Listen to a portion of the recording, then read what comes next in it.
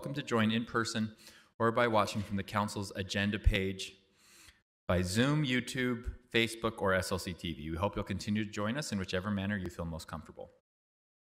This is a work session during which there is no public comment, but please join us tonight during our 7 p.m. formal meeting to share your comments. And of course, we always welcome your feedback by mail at P.O. Box 145476, Salt Lake City, Utah 84114-5476.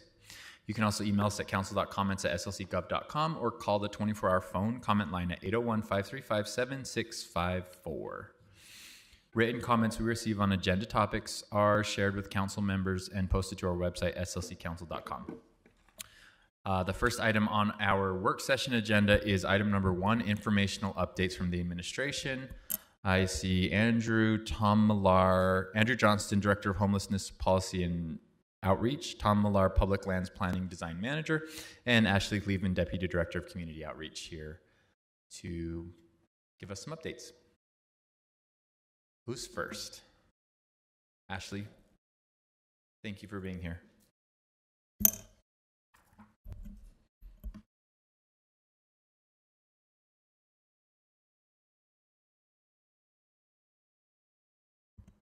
Is Ashley's sound coming through, Cindy Lou? I think the table may be. Go ahead. Hello? Thank you. Yeah, this one was. Andrew has sound. We've just turned. Oh wait, they're There all we go. on. Okay, great. Thank you. Good afternoon, Council. Thank you so much for having me. For everyone online, hi, my name is Ashley Cleveland. I'm your Deputy Director of Community Outreach in the Mayor's Office. I serve as the Deputy to Weston Clark, the Director of Community Outreach. I also manage the boards and commissions recruitment process in the Mayor's Office. I'm here to give our administrative update today. Next slide. As always, please visit our Information Management Services Civic Engagement Team's website for regularly updated ways to engage with the city. Feedback opportunities can be found at slc.gov/feedback/. Next slide. We have a lot of updates from public lands here today. We have more than 3 parks to be discussed, and Tom Millar will be talking about these, so you can skip over this slide.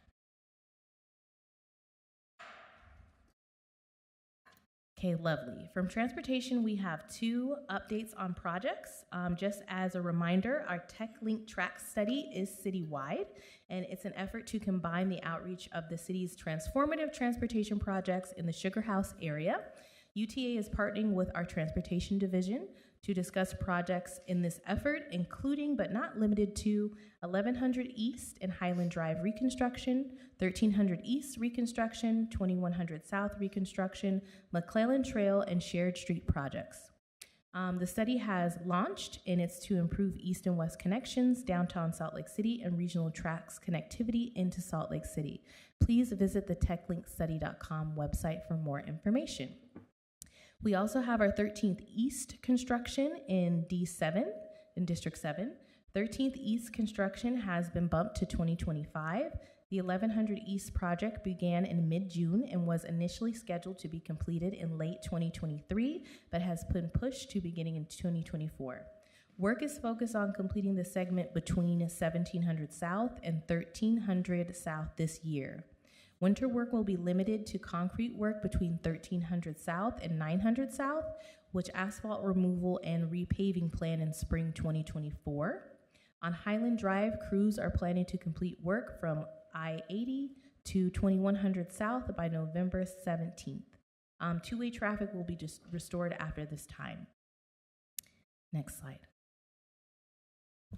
And exciting news from the Mayor's Office, the 2023 Winter Clothing Drive will take place from December 11th through the 15th. The primary drop-off location for new and gently used items will be located on the 2nd floor of the City and County building. Clothing will be accepted from 8 a.m. to 6 p.m. during those dates, and the following departments and city buildings have also agreed to host their own internal clothing drive to support ours. So thank you to Public Lands, Public Safety, and our airport. Next slide. And as a wonderful reminder, our community outreach team encourages community groups and businesses to reach out to us about hosting community office hours. Please visit the mayor's team of community liaisons out in your neighborhoods for discussions about your needs, feedback for the mayor, or help navigating the city. The liaison team is available at any time for appointments and community conversations. If you are a business, nonprofit, or other community gathering space interested in hosting our liaison team, please reach out as well. You can visit the slc.gov/mayor/community office hours webpage for more information and updates for our December dates. Thank you. Next slide, please. Council members, we got a number of questions from the council members this week. I'm going to try and address some of them throughout the next 3 slides, and then I have a series of other questions that were asked separately that I'll answer as well. So if you have more questions, we can still address them at that point, if that's okay. The first slide, as usual, is the information flyer for the winter overflow services. You can see all the information there. We can get that out to you as well to distribute to the community. It's being well used so far this year. On the left-hand side of these slides, you'll also see the number for emergency shelter access, the 990 number, and then the web pages for the Salt Lake Valley Coalition to End Homelessness and the State Office of Homeless Services. Next slide. As you can see, we are running a base capacity at the resource centers at 99%. That means the year-round beds are full, essentially. Now, and that includes the overflow beds just for wintertime. The code blue beds, however, for days that are designated code blue, they're still available. So we had plenty of capacity in those nights for the public to understand that. Encampment impact mitigation work this week will be focused on some Rocky Mountain Power property in the industrial area, and then the rapid intervention team will spend time in Cottonwood Park and the Jordan River, among other places. The next update is for the temporary or micro shelter community, and that was a question that was asked by council members. Switch Point, a local nonprofit out of St. George who actually operates some facilities here in the city, was chosen as the operator last week. They met on site yesterday with us and the state of Utah, and they are ramping up to start as soon as they possibly can in the next few weeks in December. They'll have 50 residents, and they're working through some of the details of the programming right now as we speak. The Medically Vulnerable Population Program, the MVP program, which you helped fund this year in Sandy, is set to have a ribbon cutting this week, December 9th, excuse me. And that is not the official opening date, however. It is a ribbon cutting to start the process, to get the public involved more, to understand what's going on. And then they'll open up for up to 165 residents as soon as possible, probably January. So those 2 options will also help with the capacity issues in the short term. Next slide. We had a question about the Code Blue process. We talked a little bit about this last time we were together, I believe, but I want to give a little more clarity to what that entails. So by state statute this year, when temperatures in the wintertime drop at or below 15 degrees Fahrenheit, which includes wind chill, then the State Department of Health and Human Services can issue a Code Blue declaration for a particular county. And so what they do is they send out a text and email notifications to folks who've signed up on their listserv, and you'll get an email or actually text in the morning saying there's been a Code Blue declared for a county. You check your email and it tells you which counties it was declared for that day. Generally, it's in the morning about 8 o'clock. When they designate that, they're going to try and go a little earlier in the future, and it lasts for 24 hours. So during that time, each of those counties is obligated to do certain things, to open up more beds or more space for shelter and offer more services during that time frame. It also, the state statute limits city enforcement of no camping during that day, as well as for 2 days afterwards, to ensure there's continuity of services for folks who are unsheltered.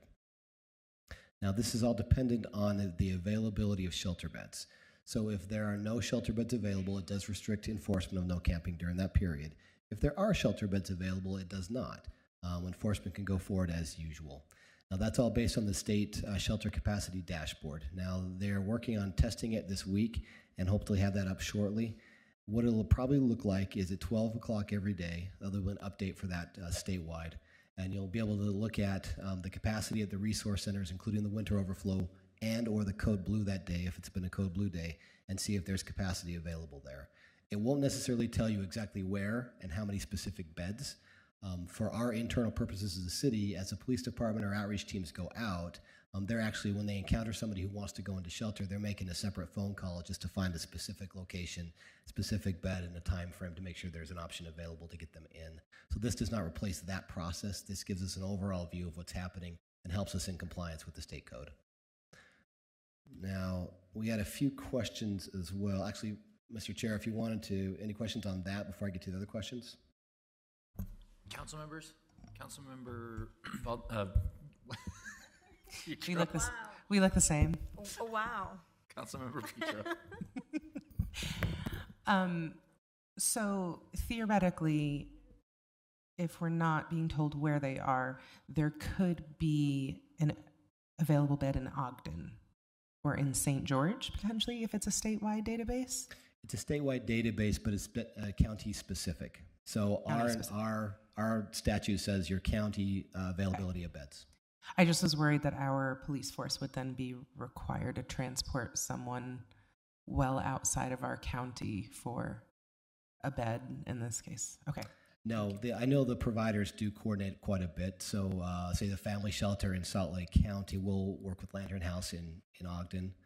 With Tooele opening up shortly, they'll coordinate with them. Everybody tries to share resources as much as possible, but for this purpose, no, it's county specific. But this still feels like a pretty reasonable request to make of our officers that we're not sending them. Yeah, it's local. Thank you. Any other questions? Mr. Chair. So, Andrew, would it, and maybe you already do, but would it be possible when we know we're going to, or when the declaration, the Code Blue declaration is up, to actually do a blast in social media and also list the resources that people have to go to? Because I know, because I'm in social media and I follow the people that help the unsheltered, but I don't know if everybody knows, and I feel like people sometimes text me back or in social media say, where is it, or where can I go help? And it would be really cool if we knew not just our HRCs and the things that we help fund, but those that are unofficial shelters that are available. Mm-hmm. Agreed. Salt Lake County is the one who's taken lead on Code Blue processes. So we're working with them right now on an educational piece for the general public about what this entails, what I just talked about. We also are helping to get the word out when it happens. What it entails at this point is there's really 2 locations in Salt Lake County and then additional beds in existing locations. So the 2 locations are the 2nd and 2nd Coalition at the 2nd East, 2nd South. Salt Lake County is opening one on Code Blue nights at the Valley Behavioral Health Facility. And then the other resources like the West Valley Shelter and other homeless resource centers can also open up additional beds that night. So the same places people usually go to. So it's not a lot of new places, it's 2 new places, but the existing ones can get bigger. All right, but perhaps there are some other groups as well. Sometimes they do this at the last minute, and they do find a place, a church, a clubhouse, whatever, where they can have these folks. So if we could be more connected so that we spread the word and it's easier, and it's also more effective so that we can tell people where to go. Just a suggestion. Thank you. We'll make sure we share with the council. So, one more Councilor question. Dugan. Yeah, Andrew, thanks a lot for the update on this, on the medically vulnerable population. I know there's, who's making the decision who goes there, and are they already like earmarking people that they're going to be moving into the MVP so that they can, the day it's opening, we're not starting that process, but we're starting it now. Is that what's happening, or kind of explain that?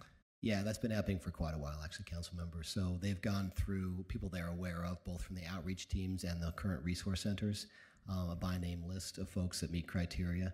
And 4th Street Clinic has actually been working with most of these folks for a long time, so know them well. So that's been initiated already. Mr. Chair, there was a couple other questions that were asked through writing. I want to make sure we hit. One was there's a question about city enforcement of in parks for camping. The city is still enforcing the curfew in the parks and the camping ordinance there. Oftentimes that means, say, in Liberty Park, making sure that the curfew is being followed so folks are not camping in the park. The Rapid Intervention Team and the encampment impact mitigation work is continuing forward. If that has to change based on weather, it's usually based on the temperature being too low, we talked about, a lot of precipitation, so it's wet or muddy on the ground, or it's inaccessible. So places like Victory Road, for instance, in the wintertime gets pretty inaccessible because of the mud at the slope. And so those are the reasons why we may hold off on some enforcement in places, but generally we try and continue forward on that. The second question that came up was balancing cleanups and abatements. This is a difficult one in the wintertime when we're running at full capacity. We still want to ensure that we're enforcing for public nuisance issues and public health issues, and also we're paying close attention to the capacity in the resource center. So when we go out, we're still engaging with folks. Even if there's 2 beds available, we want to try and get somebody into those beds if possible. So we still do the same engagement we do with the camps, even if we're trying to clean them in the wintertime. There are times when it's cold, it's wet, it's a big storm, those kind of things, and we will change our process for that. But generally, we try and keep moving forward on those things because we'll get some big camps, as you've seen, some places that get very, very difficult. And we want to make sure we're avoiding that as much as possible because if they get big enough, it's hard for us to even engage to get folks into services there. Another question that came up was about the Jordan River. We have seen a lot more folks on the Jordan River recently camping, particularly going a little north.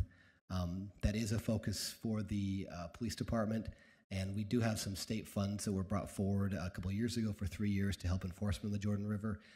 During the summertime, that means more enforcement because we have more activity on there. Generally, in the wintertime, it's fewer shifts, say 3 days a week. I know Captain Zayas has talked about she's moving more focus over there, so probably 4 shifts a week at least, more resources to make sure we're dealing with some of the issues that have been brought up over there. I believe that was most of the questions that were brought up, unless there's anything else, Mr. Chair. One more question. Councilmember Aldermoros. So Andrew, on the temporary outdoor shelter, so it's going to be open. Switch Point is the group that is going to manage. Mm-hmm. Do we know who or how they're going to get people in there and where? Like, who's going in there? Is it our neighbors in the immediate area, or they have a list already going that people want? What's the process there? There's not a lot of neighbors in the immediate area right now, as you probably know down there in Rio Grande. The list is being made with Switch Point, the city, and the state as well, and the other providers to figure out who the best fit are in there. We have talked very clearly. We want folks who are unsheltered or not going into other options to come in here.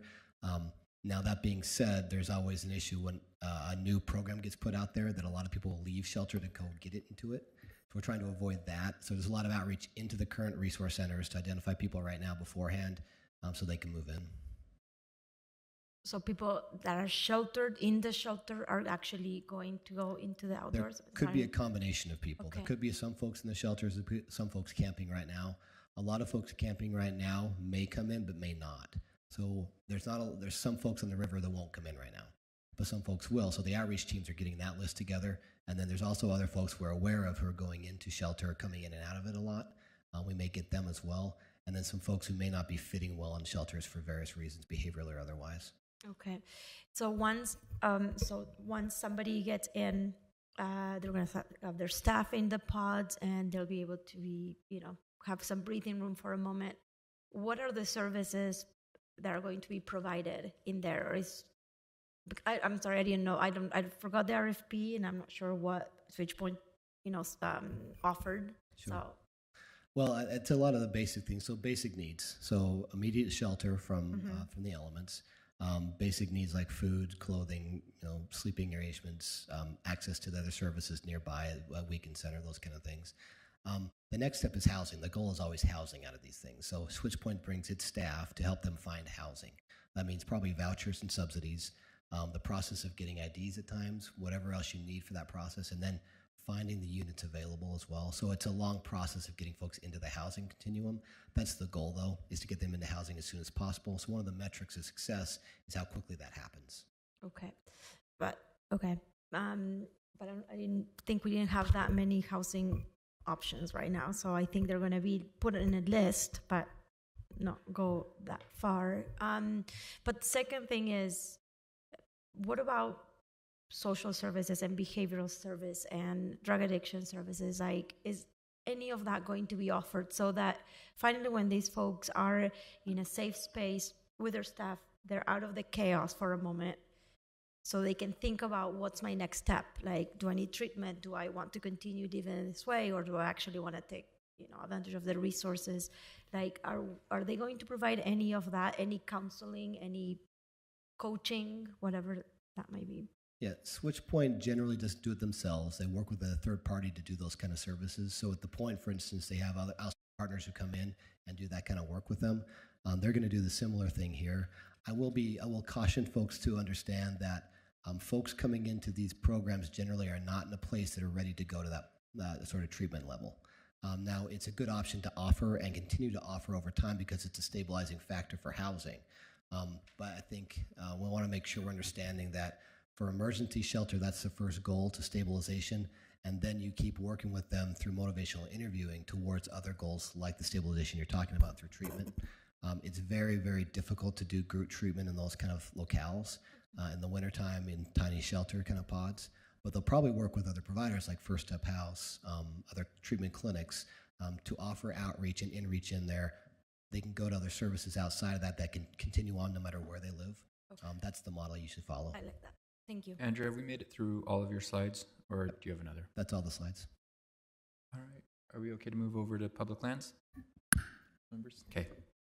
Hi, Tom. Thank you. I want to be respectful of the council's time and the planning director's time. We are a little bit over on our agenda item. How much time would you like me to take? Let's get through your slides. Let's go ahead. I'll give you the You're 30-minute version. Okay, yeah. 30, 45, you're fine. No, it's great. It's all great information. Thank you to the council for having us here today. I'm Tom Millar, Planning and Design Manager for Public Lands, and joined by Kristen Riker, Director, behind me. It's the administration's intent, in consultation with council staff, to provide a twice-yearly update on the GEO bond and the sales tax revenue bond projects that are within the Public Lands Department's purview. So we're going to start with sales tax revenue bond. There are 3 projects, slide. 3 projects that I'd like to talk about. The first is the Cemetery Roadways and Irrigation Improvements Project, an awesome project.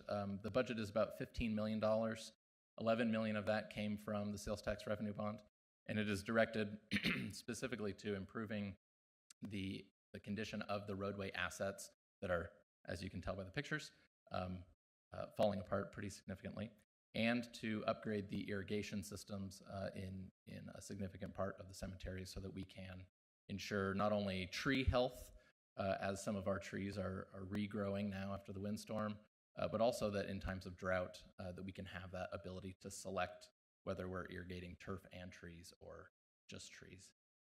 A pretty awesome project that, again, the other $4 million comes from partly an appropriation from the state legislature and also from a private donor. We are at about 20% design right now, meaning that we have identified the roadways and the irrigation systems that need to be upgraded, and we're working on which specific improvements would be made in those roadways and systems. Slide. The next project is our urban wood reutilization facility. This is $2.1 million of the sales tax revenue bond. The facility will reutilize tree waste that the city collects and that often heads straight to the landfill. So this will allow the city to reuse that waste or to sell some of it as well if it's significant size and interest to others. We are currently looking for land and have identified a few suitable sites that we're working on either approving or improving or working with our partners on acquiring. Because these use taxable sales tax bond funds, they just need to be spent between the or before roughly the end of 2027. This does not have a 3-year timeline like the cemetery does. The next one, slide, is Pioneer Park. Pioneer Park is utilizing $10 million of the sales tax revenue bond and a little bit over $3 million in impact fees to implement phase 1 of the Pioneer Park Vision Plan. Phase 1 focuses mostly on the north half of the park and excludes much of that multi-purpose field that was done a couple of years ago. It includes a new playground, plaza, pavilion, ranger station, shade lawn, mist fountain, and natural habitat area. This project is in District 4. I should have mentioned that the cemetery project is in District 3. We are in a design phase right now, and we anticipate that construction will begin at the end of 2024 or beginning of 2025. The downtown farmers market 2024 season will not be impacted at all by this project because construction won't start until after they're done. All right, moving on to the GO bond for parks, trails, and open spaces. Slide. Much of the work that and progress that I'm gonna talk about today has been made either with existing budgets or just through our staff time and expertise. The City Council will remember that in Budget Amendment number 2 of this fiscal year, the first issuance or tranche of that GO bond was approved for expenditure, and we just barely received those funds, so we're excited to spend them. But everything that we've done has either been done with our staff time and expertise or with existing budgets, which is pretty awesome. And I just want to applaud the tremendous amount of work that those staff have done with very little or no budget, and also our partners in the engineering division, the finance department, and others. Slide. Let's start with Glendale Park. Glendale Park is the biggest in terms of funding from the GO bond. $27 million of the bond will go to this park. We had a groundbreaking in October for the first phase. That phase will be completed in 2024. Phase 2 design is ongoing, and construction of Phase 2 design will happen, will begin in 2025 or 2026 and wrap up in 27 or 28. We will also have some additional feasibility studies for future phases, including water features such as a pool, and we expect to complete those feasibility studies in 2024 as well. The Phase 1 improvements that will be available next year, by the end of next year, include a custom, if you go to the next slide, you'll see some of the equipment that is actually being installed. These are not just pretty renderings from another place. A custom all-ages playground with universal design and assistive technologies, full court basketball, mobile food court infrastructure, and parking. And sort of a sub-phase of this Phase 1 will also commence design and construction of pickleball courts just to the west of this Phase 1 playground and other improvements. Slide. I think there's one more slide of lovely Glendale improvements. Yeah. All right, next slide. $2 million of the GO bond will be going to build an all ages and abilities playground at the Rotary Play Park at Liberty Park. In September, our team wrapped up our first phase of public engagement, and it was awesome.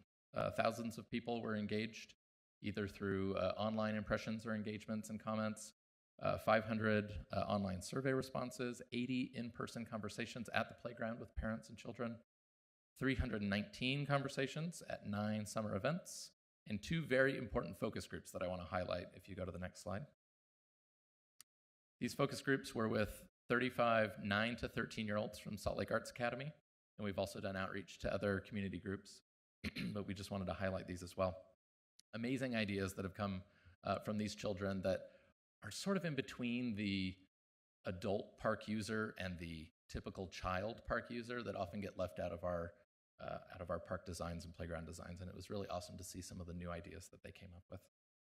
The public can expect more community engagement and design activities in 2024 and 25, with construction occurring shortly thereafter.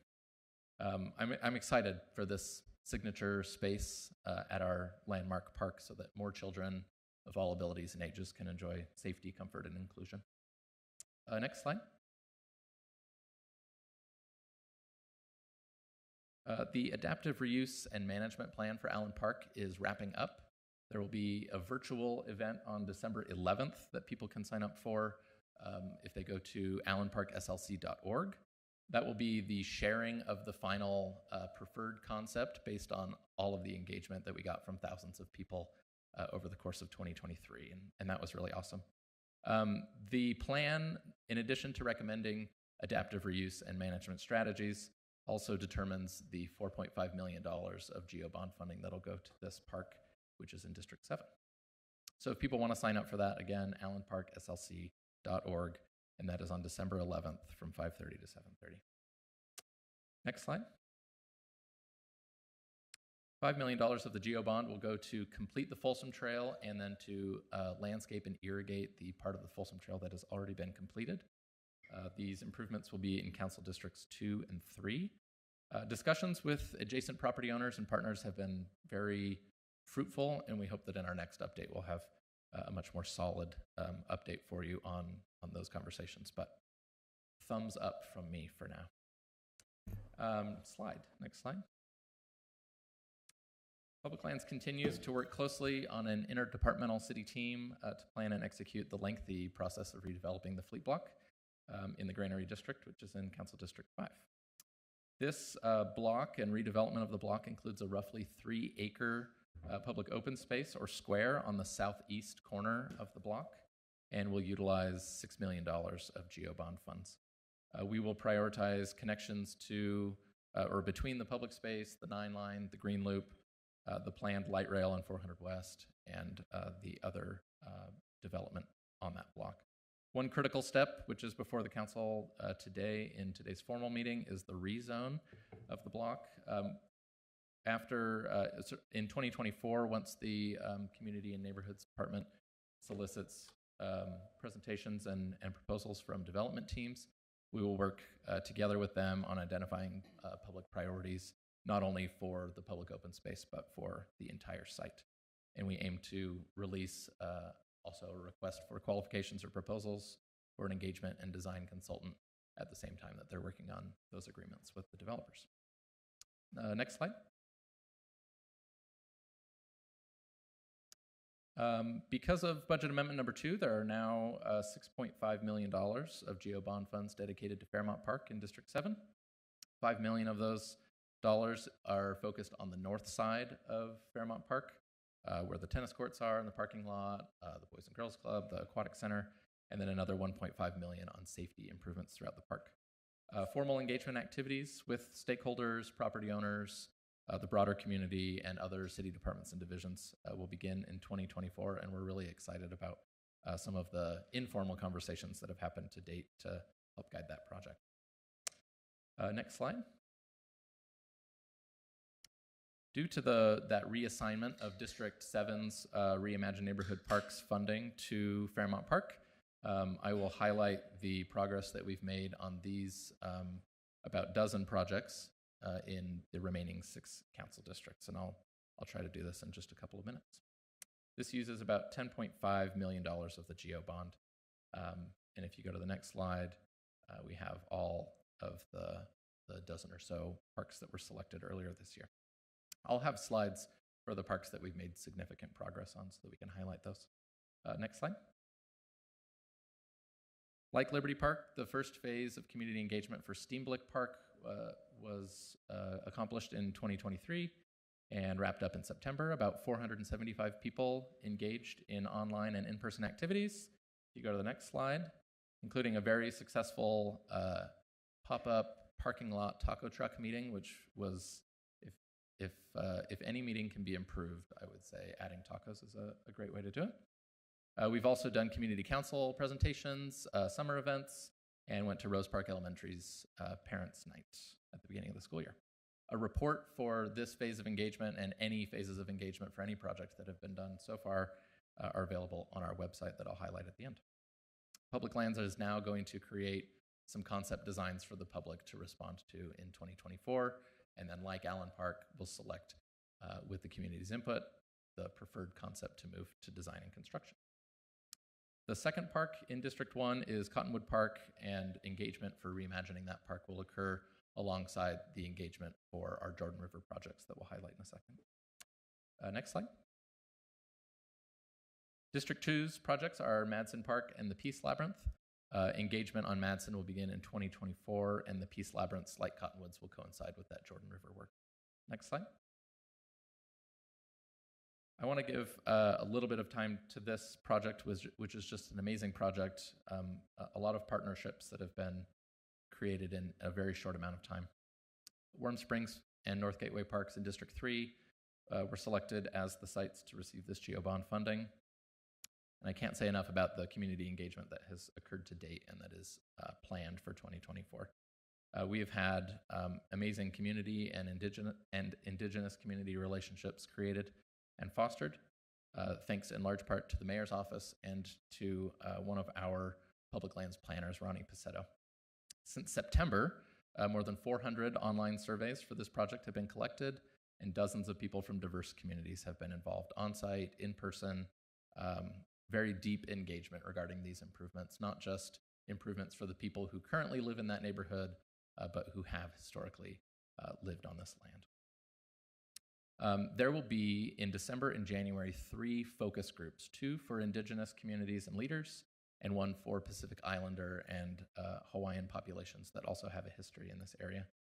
The project team is currently soliciting design consultants to complete conceptual designs and perform even more community engagement, focusing on those that live there now and those that fall within those 2 community groups that I mentioned earlier. Fostering these partnerships will benefit this neighborhood's parks and beyond. I think that this is just sort of the first step in many more successful things. Next slide. District 4. District 4's parks are Toffer Park and Richmond Park, pretty close to each other and serve the same neighborhood just south of the downtown core. A very successful first phase of public engagement for both of those parks finished in August. Yard signs, community council meetings, hard copy and online surveys, neighborhood canvassing, interviews at the park, news media features, summer events, postcard mailers, a volunteer cleanup and painting event at Toffer, and a potluck dream session. Again, food is a great way to get people to talk about what they want in their parks. Engaged roughly 1,700 people so far in reimagining these 2 parks in District 4. And again, a report for these 2 parks and that phase of engagement is available on our website. The same consultants that will be producing the design for these 2 parks will also be working on North Gateway and Warm Springs Park. Lastly, on Toffer Park, we have a very fruitful public-private partnership that will help free up some of the GEO bond funds. They are donating the funds and some of the power to replace the playground at Toffer Park so that the GEO bond funds can go to other improvements. So that's quite great. Tom, if we could breeze through the last few slides. I sure can. So that we can... District Next 5. item, thanks. Yes. District 5's engagement for Ida Cotton and Jefferson Park are likely to begin in 2024 and 2025, respectively. District 6, Sunnyside Park, we are currently meeting with many of our project partners, and those have also been very fruitful conversations. And then Donner Trail Park, very similar to some of the ones that I've already highlighted, have gone through their first phase of engagement, received several hundred survey responses, and putting us on a really good path to improve these parks in the way that the neighborhood and the neighbors nearby really want them to be improved. There's also an Arts Council solicitation for Donner Trail Park to use GEO bond funding to add art to that. And then the last project that I have, go slide maybe a couple of slides forward, past the Donner one, thank you, back just one, is the Jordan River Corridor project. The Emerald Ribbon Action Plan, which was funded through CIP, is establishing the vision for how to spend $9 million of the GEO bond funds. We've had very successful engagement since the early fall, and have engaged already hundreds of people in determining the future of this corridor. We've had a few public workshops, a few events at the Fisher Mansion Carriage House, and we've learned a lot about their priorities. The next phase will be developing additional community engagement designs for the projects to be funded, and construction on the Backman Community Open Space, which is just south of 700 North in the Rose Park and Fair Park neighborhoods. We hope that those are sort of the end of my updates. We hope that by consistently sharing these kind of updates, that we can have a dialogue back and forth between the administration and City Council about what you're looking for, the progress that we're making, and then some of the feedback that we've been receiving from the community. And I hope we can dive in a little bit more on fewer projects, but deeper on those projects in future updates. Appreciate that, Tom. Yeah, I would ask, just for my purposes, I appreciate that we have those. I wonder if maybe actually requesting a full agenda item on the council agenda, so we have a little bit more time to dive into those rather than part of the administrative updates. Might be more appropriate or great. more productive in the next update. Though I will not be the chair, so I can't promise that the next chair will want to do that as well. So I'll work with council staff. thank you. All right, we're going to move on to the next agenda item, which is number 2, Planning Director's Local Historic District Report. Brian Fulmer from council staff, one of our policy analysts, will introduce the item, and then we have Michaela Octay and Nanette Larson here from the Planning Division to discuss it. Thank you, Mr. Chair. This is a briefing about the proposed Upper Yale Local Historic District on Yale Avenue between 1800 and 1900 East in the Yale Crest neighborhood of District 6. Some council members will recall the planning director's reports for the Laird Heights and Princeton Heights local historic districts that were presented to you in May of this year. The council asked planning to move ahead with the process on those proposals. Nan will discuss the proposed Upper Yale District as well as the historic district designation process and where we are in that process. I'll turn it over to Nan.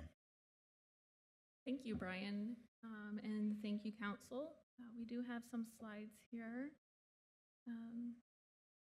So the purpose of this presentation is to briefly review the Director's Report and the local historic designation process, and to assist the Council in making a decision of whether to continue the requested Upper Yale Local Historic District designation or to not move forward with the request. This request and briefing is very similar, like Brian was saying, that the council heard for Laird and Princeton Height designation requests on May 2nd earlier this year. Next slide, please. Salt Lake City already has local and national historic districts established, which is shown on the screen here. The yellow here shows the locations of the existing national historic districts, while the blue indicates existing local historic districts. The proposed Upper Yale designation is within Yale Crest National Historic District, which is towards the right-hand side of the map. Next slide. Within the Yale Crest National Historic District are 5 existing local historic districts that have been already established. It's also within this area that there are 2 other local historic district designations that the council heard earlier this year. Again, Princeton Heights and Laird Heights. And they're highlighted here in yellow while the established districts are in blue and the proposed is in red. Next slide, please. This request would include the properties fronting along Yale Avenue between 1800 East and 1900 East, which is just east of the 2 established historic districts on the other side of 1800 East, so west of 1800. Next slide, please. The designation would include 24 primary residential structures on 24 properties. According to the 2005 historic survey in the area, it was rated that out of the 24 primary structures, 19 of them would be considered as contributing to a historic district. So that's about 79% of the homes within this area. During discussions with the State Historic Preservation Office, they recommended that 3 additional homes would qualify as contributing to the proposed district. If council decides to move forward with the designation process, the 2005 survey would be reviewed along with the contributing status of these 3 homes. Next slide, please. Now this slide shows the overall process of the district designation. At this point, we are on step 5, which is in the center of the screen, with the director's report to council. Prior to this, a pre-application meeting was held with the property owner that had applied. Notification to property owners in the proposed district were sent. Petition was initiated with at least 33% of property owners' signatures, and we actually received about 70% property owner signatures to initiate the petition in this area. And an updated notice was sent to property owners once that petition was made. If council decides to move the process forward, the planning division will organize a community meeting with property owners in an open house. The request would go to the Historic Landmark Commission and Planning Commission for their recommendations in a public hearing. A ballot will be sent to the property owners, which will need to be returned to planning staff. And finally, the petition will return to City Council for a final decision. Next slide, please. Nanette, can you, on the previous slide, you said we're in step 5. Where is the Laird Avenue application process? The ballots have come back, and I believe that was actually transmitted to the council office today, so you should be receiving that. Okay, so the ballots have come back, and the next step for Laird is number 9. Yes. Okay. Got And it. Princeton ballots are still out, and they'll be due back on December 17th. And then as soon as that canvas is collected with the recorder's office's help, we'll package up another transmittal and send it. And is it actually 3 separate districts, Princeton and Laird, which are further along, and then Upper Yale, which is what we're talking about today? Precisely. And there are no other current active applications? No. Okay, thanks. All right, in the next slide. So as part of the director's report that the code requires, the role of the city council is to determine whether the planning commission has the planning division has the capacity to administer an additional local historic district in terms of available resources and to state its intent to either move forward with the district designation process or to discontinue it. The submitted director's report indicates that the planning division does have the capacity to administer another local historic district and is recommending that council accept the report to move forward with the local historic district designation process for the Upper Yale designation. And if there's any other questions, Michaela and I are available to answer those. I know we just did this a few months ago, but is it our decision today or at this step is just to determine whether or not the staff resources are available, and that decision has no bearing on what we ultimately decide about creating or not creating the district? That's correct. Okay. That's correct. And just to make a decision to move it forward. Would you go so far as to say it's inappropriate for us to vote no if the resources are available? Or I just know when I was on planning commission, there were certain decisions that it's like, this one you actually are just determining more of a technicality. Is that kind of fall into this bucket? It falls in the bucket of just giving you information, like, so later we don't come back and ask for a whole entire other team to let you know that right now we look at the costs, we have enough staff members, we have enough expertise, and we feel comfortable, and we're reporting that Okay. to you all. If that makes that I answer? think so, yeah. Okay. Thanks. Thanks.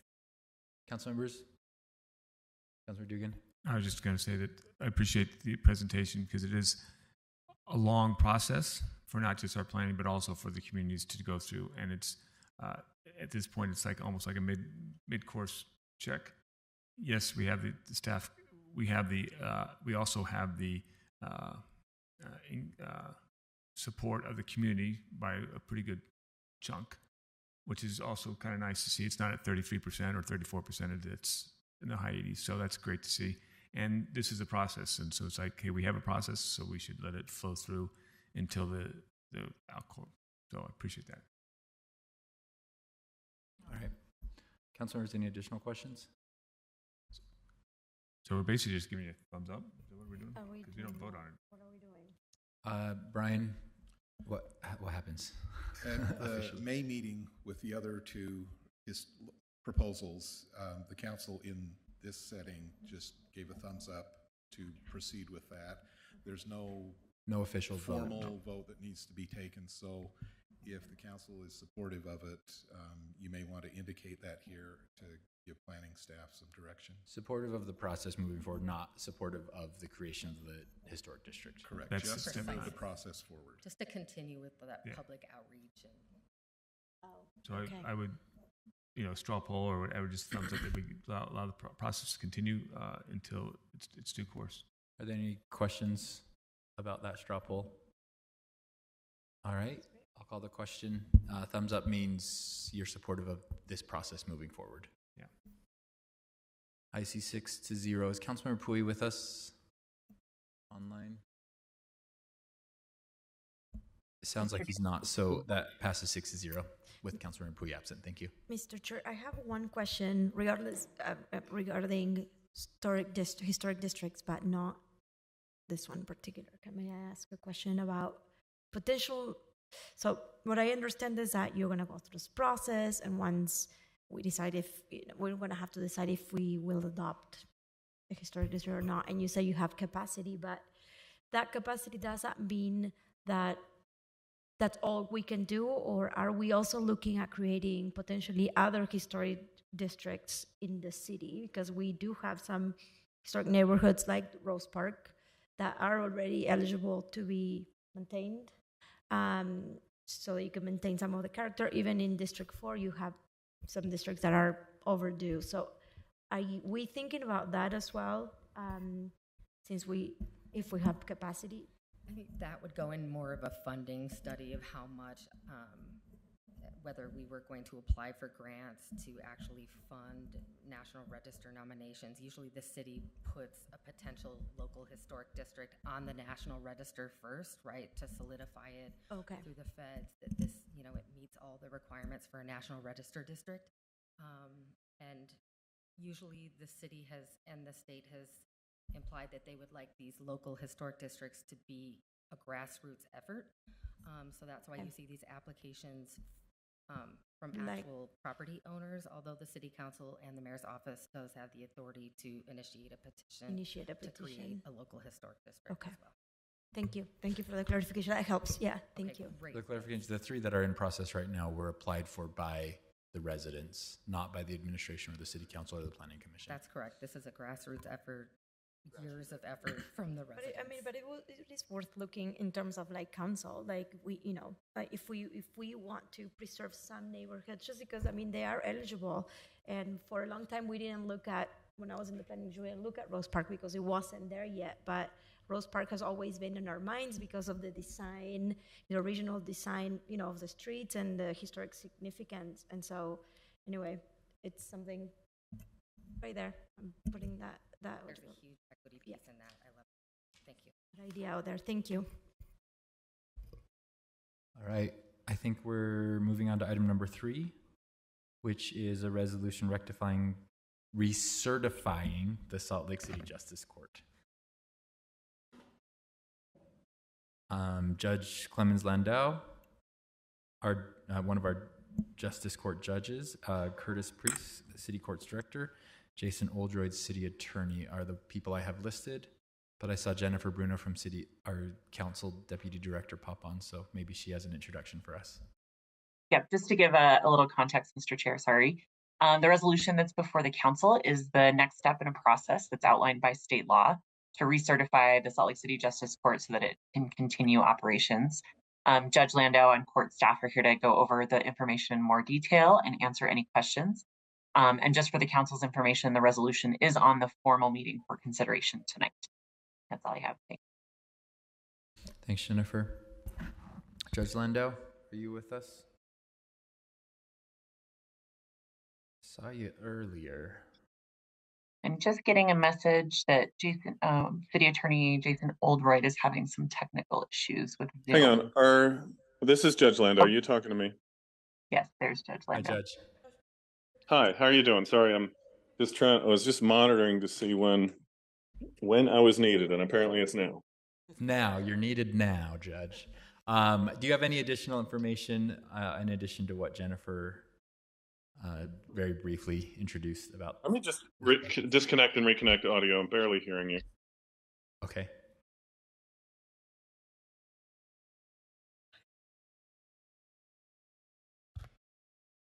And it sounds like Jason Oldroyd's also having technical difficulties. Okay, I've got it. I can hear you again. Okay, great. Hello, this is Jason Oldroyd as well. I should be at least on with audio version. Yes, we can hear you, Jason. Okay, thank you. Do either of you have any additional information to share with us? And again, can you just bring me up to speed? Just assume that I just got audio and now I'm here.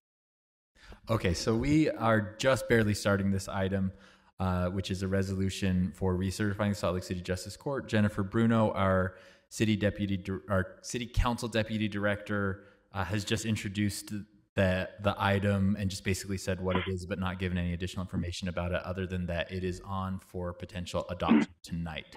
So if you or Jason Oldroyd could just give us a little more information about what it is that we're considering, and so that the public understands what we're doing and why we're doing it, that would be helpful. Yes, and this is a standard recertification procedure that the court has been through in the past. It is authored essentially by the Utah state courts, and every justice court, there are about 100 justice courts around the state, has to go through this process to be recertified on a regular basis. And so Curtis Priest and I and our team went through, and I think with Jason's help, submitted all the materials, got, among other things, the security plans, kind of our operations, our just everything under the sun about our inner operations reviewed and submitted so that we could go through this process, which is, I think, how it landed on the calendar today. Thank you. And I don't know if it would be helpful if you had more background about the court, or again, what, and I don't even know what our role tended to be historically at this. This was something that I think the court administrator and the council just kind of straightened out. But it is, I'm happy to answer any questions that anyone has about the operations of the court over the last period of years and the operations of the court going forward. I guess the question I have is that, is this something that tonight when we vote on this item, is it the city council's authority to certify that the justice court is meeting all of those things, or is there some court body that has already reviewed this and we're certifying their determination? I see Councilmember Wharton shaking his head yes, so I think it's the latter. So I think at the end of the day, this is something that the Judicial Council and the auditors over at the AOC ultimately review, and this is just a formality to make sure that, again, that the judicial branch in Salt Lake City is on board with the legislative branch, and that we're kind of joint in asking for this recertification. All right, appreciate that, Judge Landau. Council members, any questions for Judge Landau or Director Priest? Thanks for the work you're doing, the hard work you're doing at the Justice Court. And it looks like there are no additional questions. So we, I think we'll just look toward adopting or toward taking action tonight. And I don't know if Curtis Priest is on, he might have, he's been through this process before.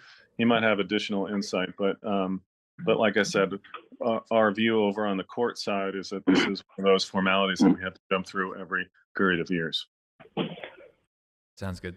Director Priest, if you're there, feel free to unmute. If not, I think Judge Landau, you did a great job of sort of explaining the process and what we're doing.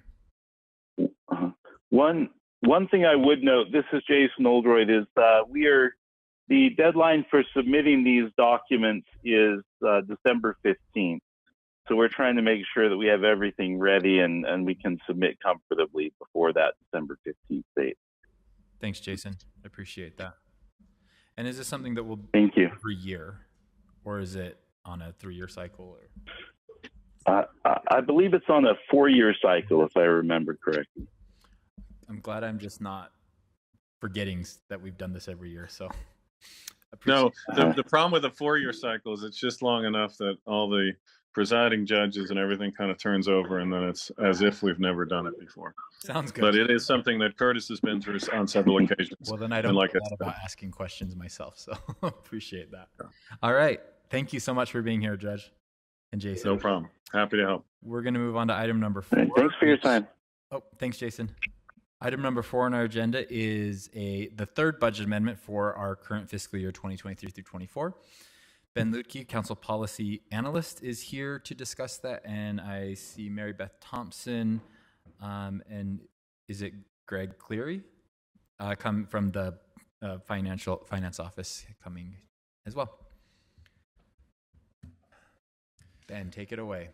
Thanks, Mr. Chair. This is the first briefing for Budget Amendment number 3. The public hearing is scheduled for next Tuesday. There are 31 proposed items. They have a total expenditure of just over $15 million. Of that, $1.7 million would come from general fund balance. There are also requests for 9 new full-time employees, or FTEs.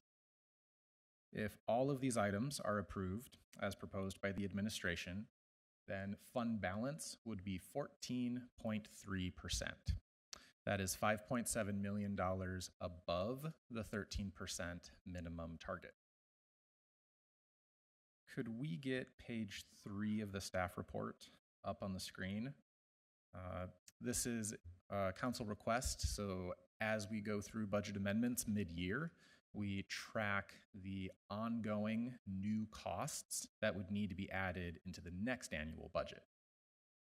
So on page 3, near the bottom, you can see there is item A1. It's $292,000 for 4 new FTEs. These are medical paramedics in the fire department. The annual cost is that $292,000. That is not the amount requested in this budget amendment. We wanted to show you the full annual cost since we're looking forward into the next fiscal year. Is that per FTE or for all 4? All 4. The next item is also a request for 4 FTEs, but this is in the city attorney's office for a new legislative division. The annual cost is $594,000 for those 4 FTEs. The next one is $200,000. This is for specialized road markings maintenance. We talked about this in CIP a couple months ago, if it sounds familiar. It's an ongoing maintenance need for certain city-owned assets in the public right-of-way. And then on the next page, the last item is downtown parking pay station replacements. It's currently estimated this would be a 7-year contract, and instead of doing the payments in one lump sum, it would be spread out over those 7 years. So the $271,000, that would be needed in the fiscal year budgets for fiscal year 25 through fiscal year 2030. So if you add up all of these items and the items earlier in the table from budget amendments number 1 and number 2, the potential cost to the next annual budget is over $4.7 million in new ongoing expenses. And this includes 28 FTEs. A caveat, most of that, $3.1 million, is for the HRC, the Homeless Resource Center, police squads. And so that's currently funded by a state grant, the Homeless Shelter Cities Mitigation Grant. So if the legislature continues to award that, it wouldn't hit the general fund. But there would still be $1.6 million in new ongoing costs needed based on actions and budget amendments mid-year. Hopefully the context is helpful. We welcome any feedback if the table has too much information or if there's something else you want to know. But we'll keep updating this as we get budget amendments. Sorry, Ben, I have a question. The 28 FTEs, of which 24 are new, is that only budget amendment number 3, or is that inclusive of budget amendment 2 as well? 1, 2, and 3. Yeah. Okay. So it's a rolling total as we go through the fiscal year. Thanks. That's helpful. This particular budget amendment includes, am I counting correctly that it's 8? 9. Okay. Councilmember Young? So I have a follow-up question specific to the paramedic component. and I'm not sure if this is directed for Chief Lee or for staff, so let me know. But in terms of that, I know that there's been some hiring pressures related to the availability of qualified individuals. Does reclassifying or moving this to more of that paramedic space create more opportunities for hiring? I think that would be best for the chief to answer. Okay. That is not a new situation. The challenge in getting paramedics has been around for years. The council previously funded a one-time incentive, a $4,000 bonus essentially, for getting your paramedic certification. So this is an ongoing challenge. I don't know if the chief is on, but I can chime in with what I know from working on this topic. So I think the issue is attracting and retaining firefighters that are certified paramedics. So they have to go through both the EMT and sworn officer school. It's also more expensive than a non-sworn EMT, which is what this proposal would be. And so, and the training that they go through is quicker, but it's actually more advanced than the firefighter EMTs go through. So I think the chief saw this as, and I don't want to speak for him if he is here, but from our discussions earlier, he saw this as an opportunity to both deliver the service more financially efficiently, but also be able to fill those slots quicker and with an easier way. So Chief, hopefully that answered your here in the audience. Do you want to add anything to that, Chief Lieb, or does that represent? And sorry, Chief, I can't see the audience, so sorry if I misstated anything. Can you hear me? Use Ben's microphone if you could. Thank you. So Jennifer is accurate. To answer your question, Councilmember Young, what we were trying to do is diversify a specialty that is specific to EMS. So the MRT positions are specific to emergency medical care, and what we have been doing for essentially the past 10 years now is using firefighters in that role. Firefighters are compared to a civilian who's specifically trained for EMS response, civilian paramedic. Firefighters are relatively expensive. So it's time we look at maybe an alternative staffing for our MRTs, which are a wildly successful program. Those are the squads with the 2 firefighters on, and they're running in an SUV across the city, and we have 4 of those.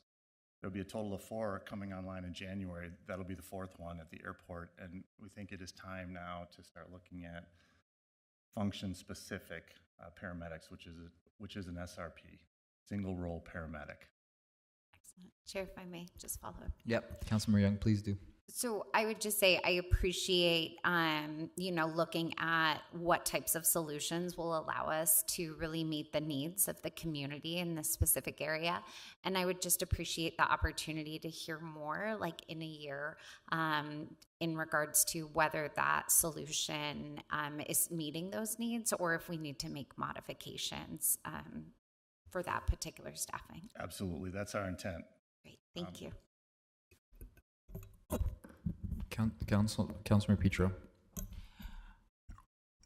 I'm really worried that we're defining emergencies very loosely at this point. We don't know what new growth is next year, and we have 28 careers now dependent on us making that much in new growth. And I'm not sure why any of these positions, I am super supportive of transitioning so that we have the legislative division in the attorney's office. I think it's a brilliant move. I'm not sure that the whole kit and caboodle has to go at this time in anticipation of this legislative session. I think we can be more deliberative about this. There are a lot of careers that we are putting on the line here and binding ourselves. What if other emergencies come up? We cannot defer maintenance in perpetuity. We are very loose in defining what an emergency is and what positions should be added through a budget amendment versus what should be given to us during the regular mayor's recommended budget process. Seeing the 28 listed there is like causing me to hyperventilate. Can I ask a clarifying question? When you say emergency, it means like a budget emergency. We're not talking about a public safety emergency. So related typically, to MRT or great, yes. you're saying according to what qualifies as why we need to add it during the emergent that we not need to- typical budgeting course. So I think if I could rephrase the question in different words that make sense, that I think are the same question, but maybe asked in a different way. Why do it now? And that's not just to Chief Lee, but including the legislative city's attorney's office legislative branch. And then is the last one the road marking FTE? What's the 9th FTE? The last FTE is for grants administration. There is no FTE for the road markings. That is funding for supplies and contractor. Okay. So I guess the question is why those 9 FTEs now rather than up in the upcoming budget? So from the fire perspective, it's a fair question, Council Member. It goes back to Council Member Young. Number one, I want to secure data of how this transformation is going to function. And it's certainly going to frame our fiscal year 25 budget come the spring. If I'm unable to secure single role paramedics, civilian paramedics out there, if they're difficult to capture, that's going to change the perspective of the fire department budget, and it's going to change the constant staffing of this model of the MRTs. And since the MRTs have been providing such a focused and valuable and efficient means of responding to the kind of calls we go on all the time. I mean, these are the kind of calls that we see from the unsheltered. These are people down on the street for unknown reasons. These are sick people. We get the vast majority of our EMS volume is this manner. So I want to get into this as soon as possible because we've been managing this with firefighters for so many years. It's time we find out if single role paramedics are going to work for this model, because this model is only growing and it's only becoming more prominent, not only in Salt Lake City, but across the country. I don't want to wait till the budget season to ask you for a smattering of 4 or a small number of single role paramedics when I don't know if I'm even able to find them, essentially. And then I've lost a whole nother year of the budget, and we're still putting firefighters on the MRTs. Maybe I could ask a more specific question on this issue. Is the single function, is that, am I saying single role paramedic. A position that would be like open, more people would qualify for that, and it would be a lower expense to the city's budget than a full sworn firefighter that does multiple things. A single role paramedic less expensive than a sworn firefighter. And so I guess maybe a question is are all of the sworn firefighter positions currently filled, or could it be for the next 6 months we transition like 3 sworn firefighters into 4 single role paramedics and see how that works? And if we need to in the upcoming budget year, obviously I don't want any firefighter to lose their job, but are there vacancies that we could swap over and then consider in the upcoming year if we need to refill those 3 positions or just switch the 3 back or have a little more information rather than giving the 4 additional positions now as truly additionals, or could we reclassify some temporarily and then figure it out next year? Yes, Councilmember Romano. So we don't carry any vacancies in the fire department. We have vacancies on a regular basis because of the time it takes to train firefighters, but we don't carry any vacancies from year to year. I hire every vacancy that I have. I'll send them to recruit school, so we don't really have an opportunity to transition consistent vacancies in the fire department. And quite honestly, I don't want to lose firefighters in this transition. I want to add single role paramedics, and I want to use those firefighters that are displaced, those 4 firefighters that are displaced, to fill vacancies throughout the city on a daily basis and reduce my overtime, because we do have vacancies that I need to fill every day because we have minimum staffing. We're one of the few departments that does have a minimum staffing number, so we're always bringing people back. It's a high cost to bring those firefighters back. So, Councilmember Dugan? Yeah, thank you, Chief. And I appreciate the questions, and I appreciate the concerns about the budget side of the House. On the training, it's 2 weeks or 16 weeks. 2 weeks to change the single role paramedic, and 16 weeks to train a full-time firefighter. So there's a change. The cost there in just training is high, and I'm looking at the chief and I've had conversations about this, the pilot data that you're gathering right now for the success of the chat program, because that's what it is when you combine the social worker with the paramedic is the chat program. Just the time that we're avoiding ER transportation, use of the heavy apparatus equipment, reducing the PD intervention requirements now. In itself, it almost seems like, yes, this program here, in some respects, pays for itself in the avoidance of costs in other areas. Now, that's a tough one on budget-wise because it's a hard one to see on your budget, but it does reduce some of the costs that we're avoiding costs by having this program across the board. But I appreciate that, but I think I also like the discussion. I have one other question about the budget, but we can continue with this portion of the conversation. I guess the question then becomes, what are those vacancies that not vacancies, those holes, gaps in service right now that you're talking about that could be filled by those 4 freed up sworn firefighters that these 4 paramedics would, displace is the wrong word, but take the place of? And why is that so emergent that we do it now rather than in June? I'm maybe putting words into other council members' mouth, but I think that's the... Yeah, there aren't, as far as service goes, council member, the only thing we are limited to right now is that on these MRTs and these squads, we have EMTs. EMTs are a lesser certification than a paramedic. So we're limiting the type of calls that they can go on. That's number one. Okay, so secondly, the cost currently of our EMTs, because they're sworn firefighters, is excessive for this role, this particular role. We don't need to have 2 sworn firefighters on these MRTs. Why do we need it to do it right now? I can't tell you this is an emergency right now, but I can tell you that we are spending more money on this particular program, back to Councilmember Dugan's program, which is designed to be efficient, which is efficient, and we've come this far with SUVs and 2 firefighters rather than a heavy apparatus traveling across the city, or multiple heavy apparatus. It's time to dip into this transition now, from my perspective. If I wait till the spring and the budget season, I'm not sure if I can even capture these people, which is going to bring us, if I can't find these people and we end up staffing this with firefighters continuously through 2024 and into 25, it's more cost, it's more money out the window for this program. I feel like 4 just gives me just a quarter of the people that are actually attached to this program right now. There's 16 firefighters attached to it.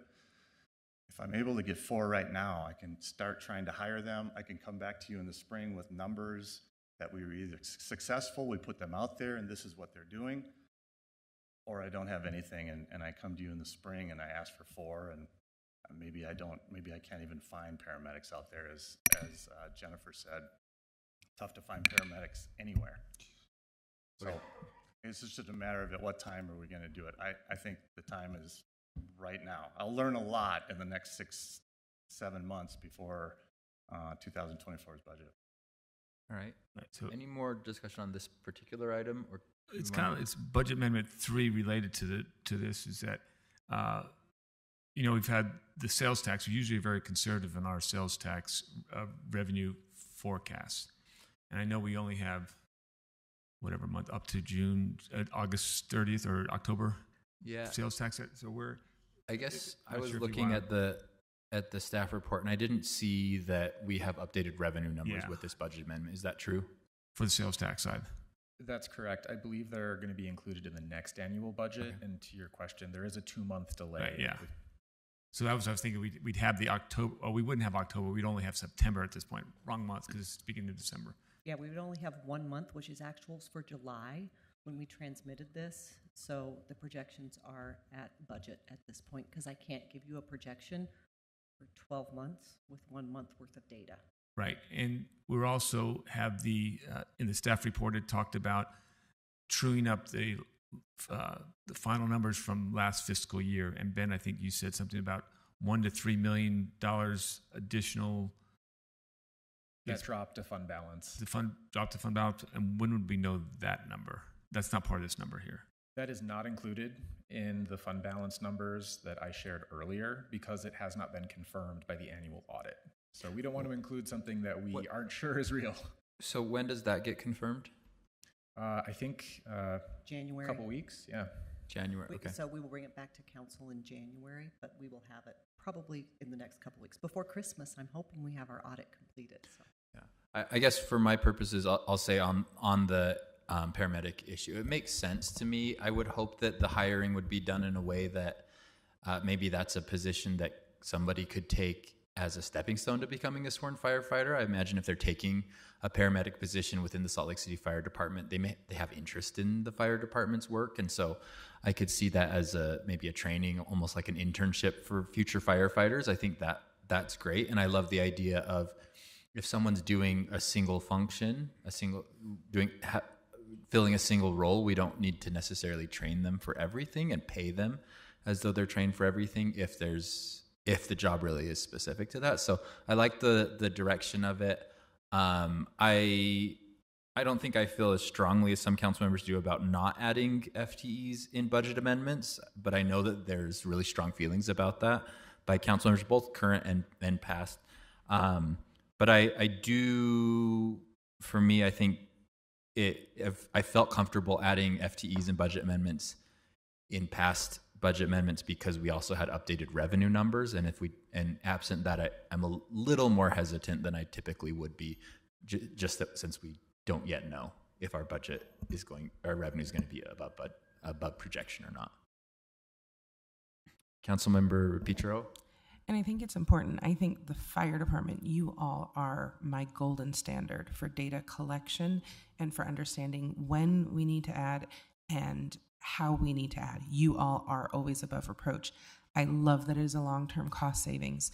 We as a council are falling down on our duty to be a check and balance and to maintain fiscal integrity with a pattern of justifying instead of creating criteria. And it might be something we need to discuss in small groups, kind of what our standard is, instead of every time a budget amendment comes in front of us, ad hocing it. We could put ourselves in a really, really bad situation if we're not careful.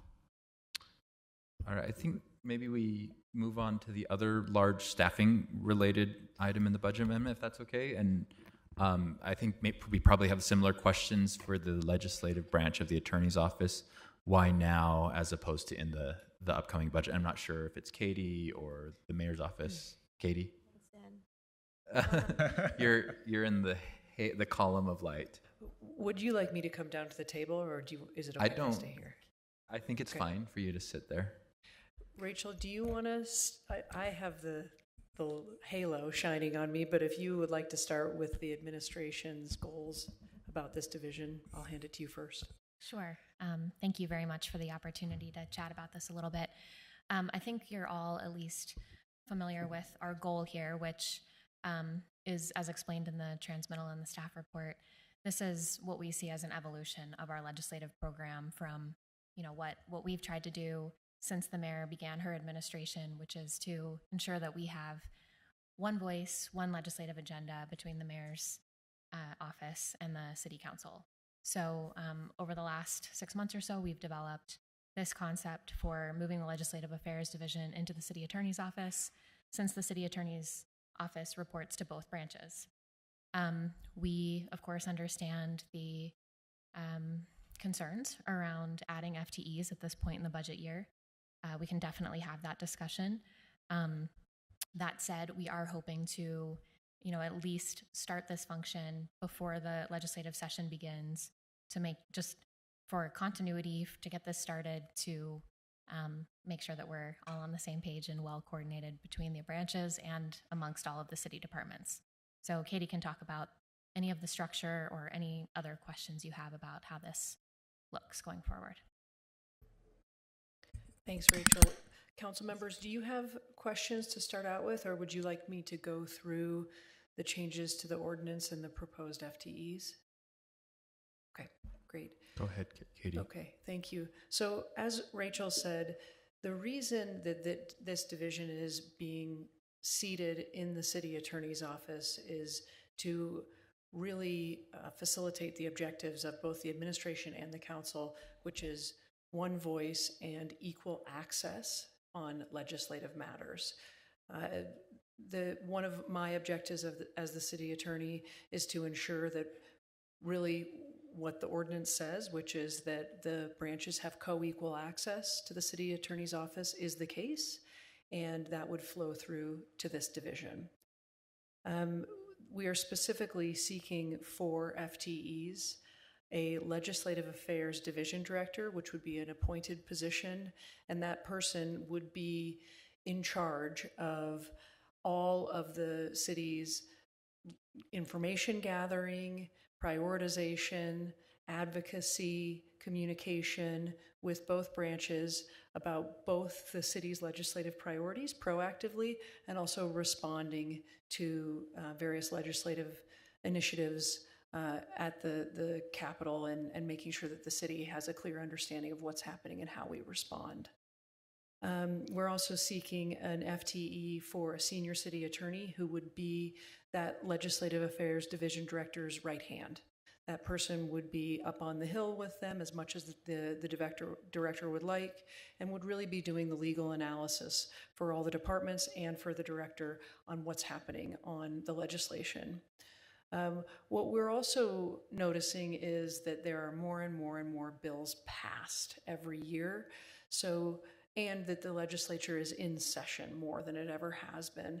So part of the role of both of these senior positions would be, of course, keeping up on our annual legislative objectives, but also conveying to all the departments all of the changes in the law and making sure that the city is in compliance and up to date, whether that's ordinance changes or other changes to our operations based on the changes to the law. So that's what those 2 positions would do.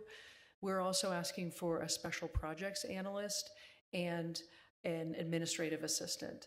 The objective of the special projects analyst is to really help with all of the tracking, the communication with departments, the coordination, really helping the attorney and the division director manage the volume of information and keep it organized so that they can go out and do the high-level advocacy and communication that they need to do. And then the administrative assistant would support them on those roles.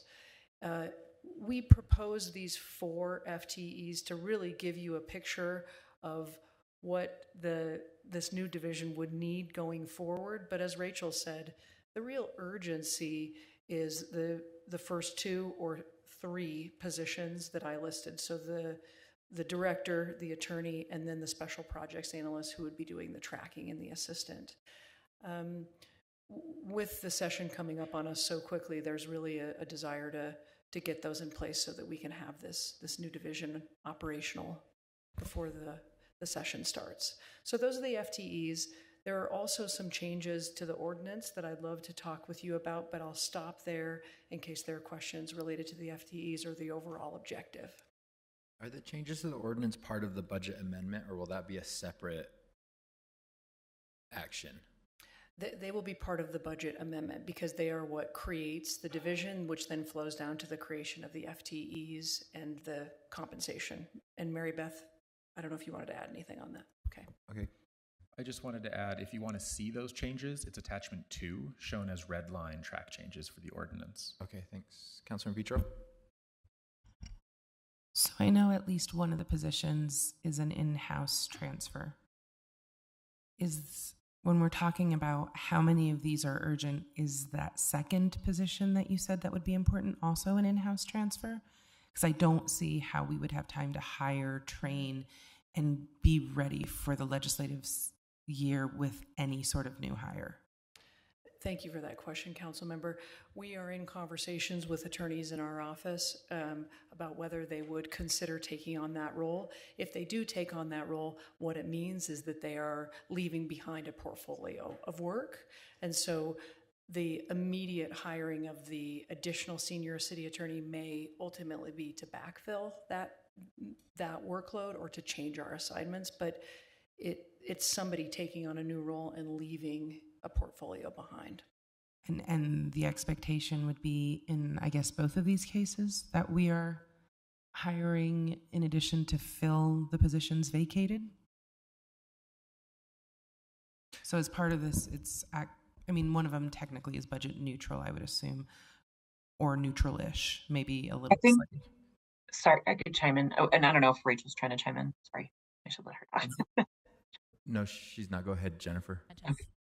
From what I understand, I think it's similar to what Katie mentioned in terms of the, even if it's a lateral hire, there's a portfolio of work that still needs to continue. And so it's, unless there's some budget savings from a series of months where there's vacancies, while the hiring process is going on, I don't anticipate that it would be a long-term budget neutral proposition, which is why the proposal is adding FTEs. Right, and not, okay. I have a question. Maybe so from my perspective, and admittedly, I'm not on the legislative subcommittee. I'm not the most involved in those functions, but it sounds like we had a really good system last year that was successful in a lot of ways, and I'm wondering how this is different than what was happening in the past. What are the new functions that this team will be able to take on? And I think it's also fair to say that there are certain people in our office and in other offices that were during the session doing two people's jobs. So is it that we don't want people to be doing the double the number of work so those people can, like, these are being moved, or is it functionally going to be different? Like, is Salt Lake City going to be engaging differently with outside agencies because of this, or is the goal that we're still doing the same great job that we've been doing, but that we're not overworking a bunch of really tired people? Is that's the exact discussion we had at the LPC, was that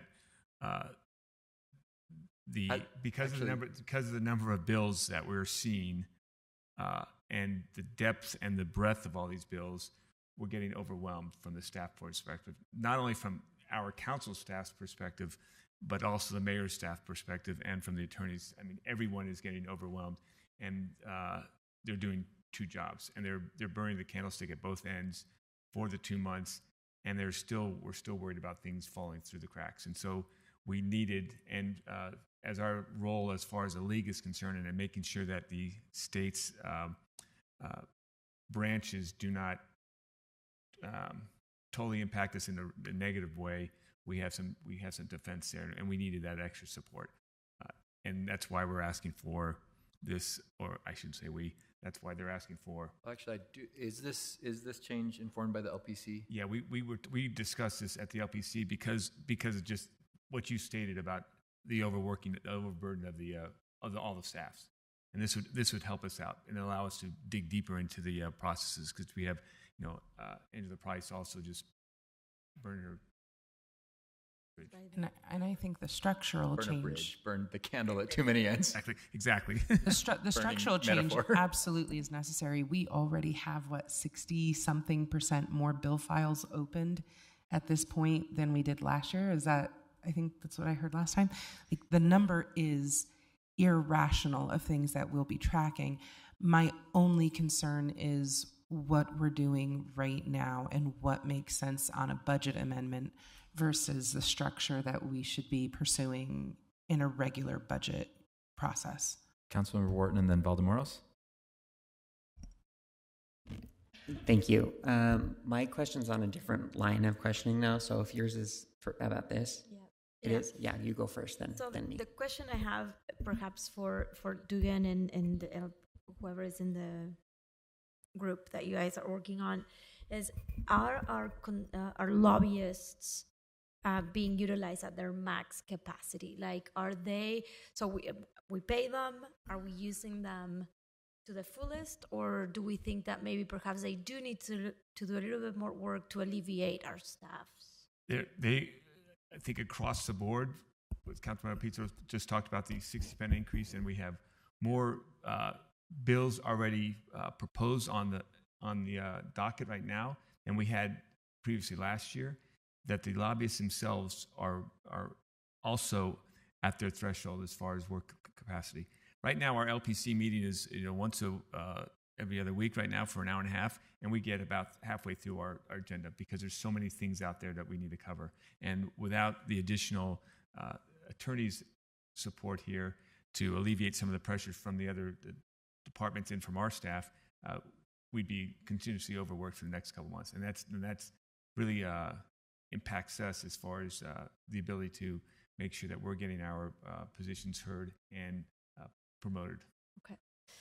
So just one last comment. Like, I guess it comes down to figuring out where the priorities are, like what we, within the resources, financial resources that we have, what priorities is what. And depending on what our role is or how we look at our role, welfare, safety, all of that, I would, as much as I love, this structural change, I think is good because, yeah, we're overworked. I think I would put a little bit more emphasis, my opinion alone, on our public safety side of the house, like Dugan says. I think if I had to choose, I'm I think Chief Lee brought, good points about the needs, and we see the needs day in and day out, and these are actual needs that are happening right now outside, and perhaps the legislative ones are more long-term, and if a few slip through the cracks, okay, but we'll still be fine, whereas somebody outside needing medical help, it's more important. I can see that, and that's a great discussion, because I think the safety side of the house fights this, because we were able to survive, and we might be able to say, okay, let's wait till the sales tax numbers come in. Let's wait till the revenue comes in and the audit finishes up.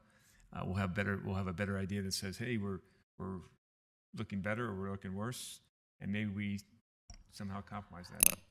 I actually prioritize this over even what Chief said, because theoretically, while his data collection is good, it could start in a new budgetary year and offer us the savings then.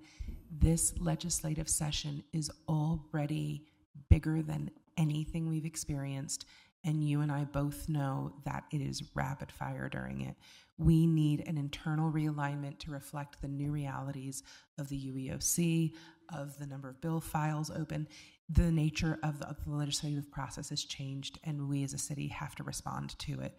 Otherwise, we'll lose all the progress we've made in being partners with the state to create what we want. But we do have more allies now in the legislature, especially with a new speaker. So I feel pretty good about it. Just saying. Thanks. Councilor Wharton. So because we're adding a division director, does that mean this person would come before the council for advice and consent as well? This person is a division director, so it's not an advice and consent position, but it is an appointed position by the mayor. Aren't there certain division directors that do come before us, or is it always just the cutoff is at department level? The only division directors that I can think of that come before the council for advice and consent are the statutory directors, like the engineer or the recorder, that are listed in state law as requiring advice and consent. Okay. Okay. Councilors, any more discussion on this? I mean, I know we're kind of equating the two. The budget amendment is presented in a way and we have the fund balance technically if we wanted to do both, right, Mary Beth? Like, it's possible it doesn't necessarily have to be either or. It can be both. That's correct. But it can also be neither. That's correct. Okay, thanks. Do you want me to discuss the last FTE? Yes, I didn't see that on Ben's list, so I was confused about that. That wasn't listed because it's funded with grants, not funded from the general fund. Your lists are always so complex. So this position is funded through CDBG and home grants.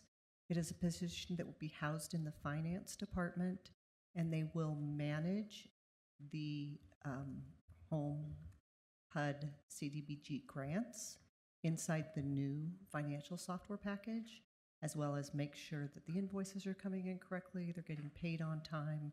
So they'll be managing the process inside the financial package. Currently, these grants aren't in the financial package because, well, we didn't have a grants financial package until Workday came online. What does financial package mean? So so the financial software. Software, okay. Okay. So it's a module. The grant module is a module in the financial software package, Workday, which is new to Salt Lake City. So we have right now one grant manager that manages all the other grants, but we don't have anyone to manage the grants for CDBG, HUD, HOPWA, Home. When you say manage the CDBG Home HUD grants, this is not the work that Housing Stability does, like Tony Milner does. This is like helping us go through the applications and choose who's going to get the money. This is the back end financial, like accounting for it. Correct. So, wait, I'm scared when you say we're not managing the grants right now, but I think that's probably a technical. We're thing not that I'm- managing them in the grant software package now. We have been managing them with Zoom grants, but now it also has to be in the software package as well, so we can report to you those specific grants. So it's those grants are we're being tracked somewhere, but not within Workday, and we're trying to get that as part of Workday, and that's an additional workload that didn't exist before. Correct. So not to the detail level, like we have cost centers that manage each one of those grants, but it's not to the detail level that the grants project software has. So it's very finite, where we didn't have that before in one solution. It was just a cost center. Now it's finite specifically to those grants, tracking the budget for those grants, the invoices for those grants, making sure that they're managing them correctly, financially managing them correctly. If this FT is not approved, then it's going to fall on that one person that's doing all the grants in the city. Yes. Is the person that's doing it right now, and what I'm hearing from is that's too many grants for one person to manage. That's correct. Okay. Now my question is it because we're proposing to use CDBG funds to pay for the grant that they can only pay for the FTE that they can only work on CDBG funds? Would there be additional flexibility for us to add additional FTE funded through the general fund so that they can do the CDBG funds and other work within your office / work on non-CDBG grants, et cetera? Yes, you could do that. Is there enough work in just the CDB grants to keep that person fully occupied? Or because we're taking money from CDBG that could actually go to nonprofits or programs. And I just want to make sure that that person that we hire is fully utilized, as opposed to if we were to fund it in a different way, if we could use them if it could be more flexible, and then with that money that we would have used from CDBG can go out to the nonprofits. So currently, I think there's enough for them to keep busy. I would say in the future, maybe a year or two down the road, it may change.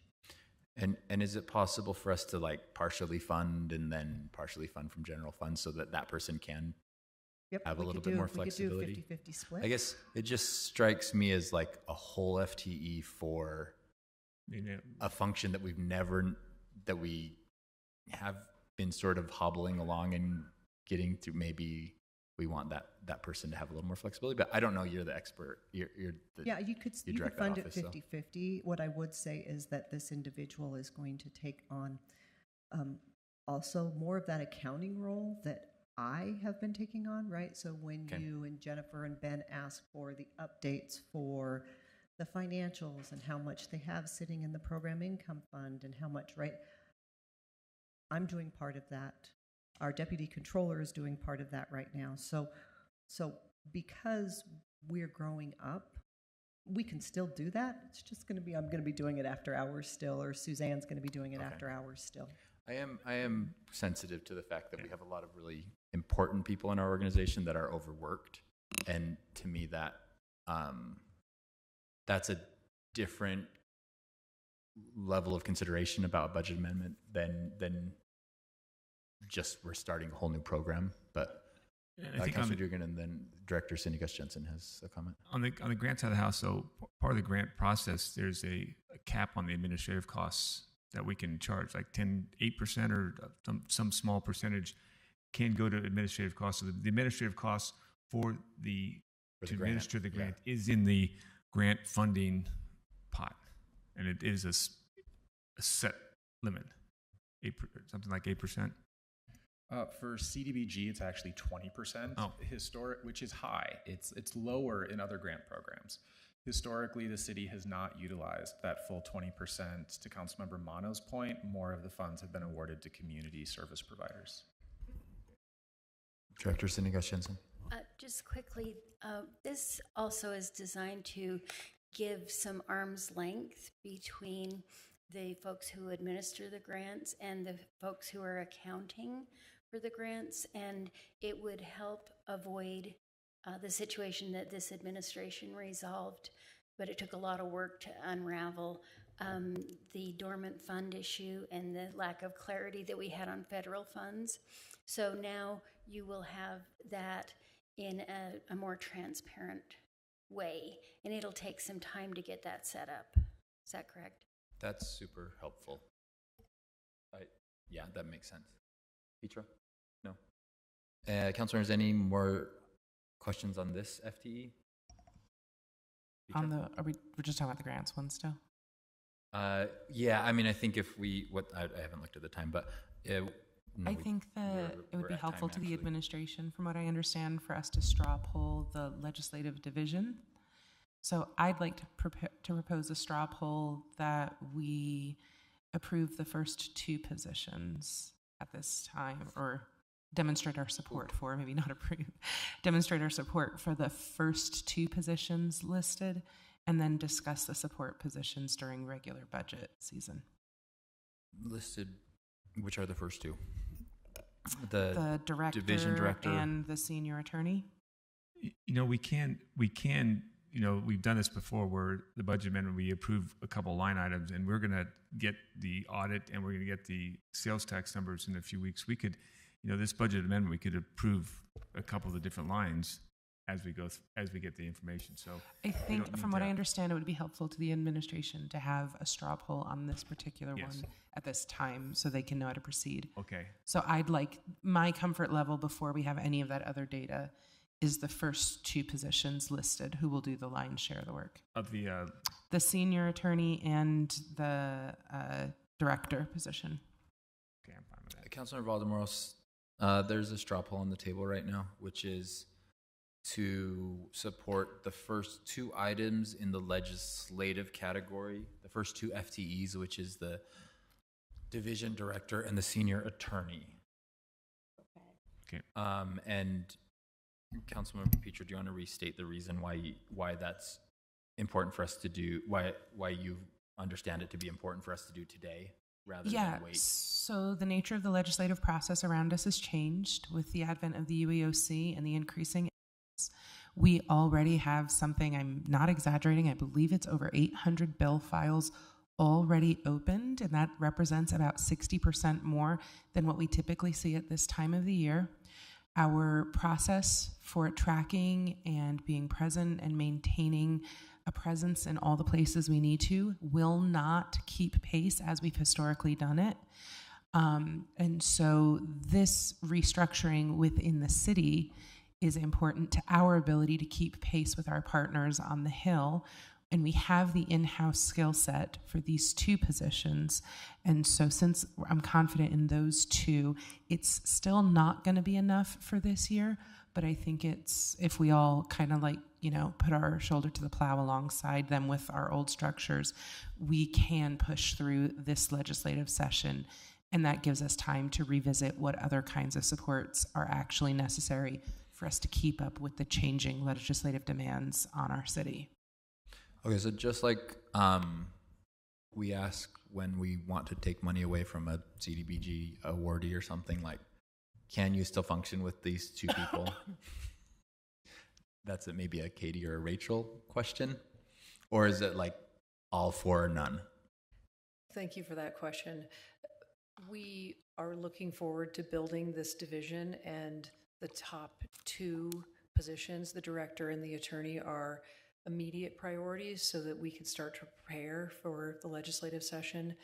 The others, as Councilmember Petro said, we will all help support, and we would love your consideration at a future time if you don't feel prepared to fund them now. Okay, thank you. Council members, any more questions to this straw poll? I don't see any. So the straw poll is to support the division director and senior city attorney. Okay, I'll call the question. Thumbs up means you support that. I'm gonna check. So I think we should just go ahead and fund them all right now, but so that's the only reason I'm going. What's all? Hold You on, think we what's should all? do all four? Yeah.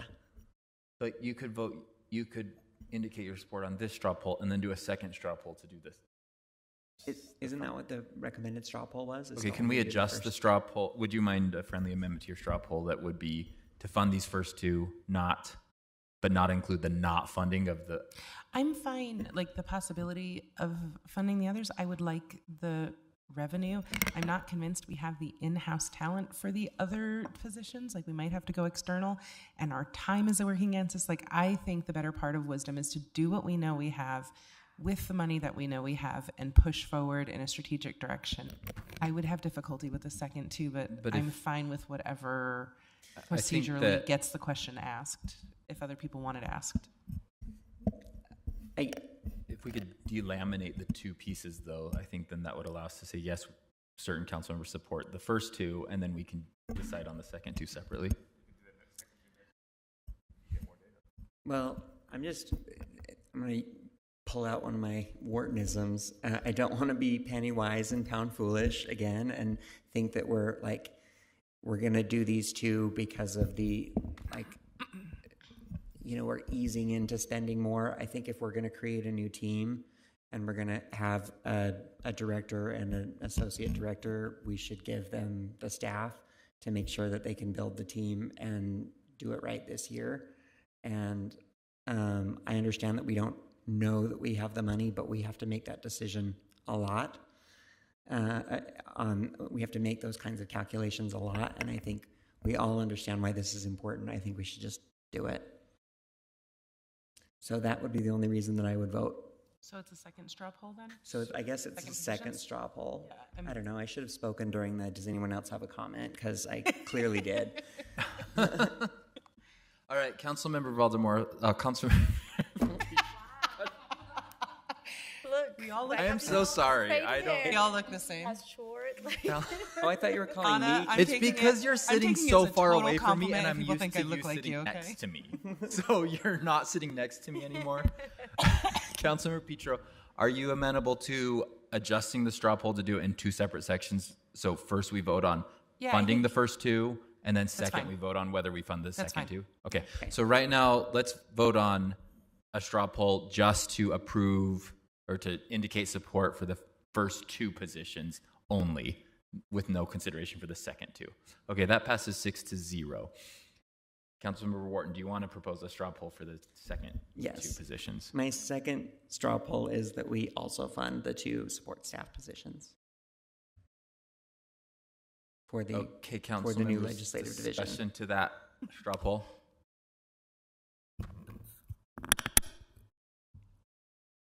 Sarah. Okay, do you No? have discussion, Councilmember Young? Okay, go ahead. So I am very sensitive to, the fiscal concerns, especially related to adding in FTE.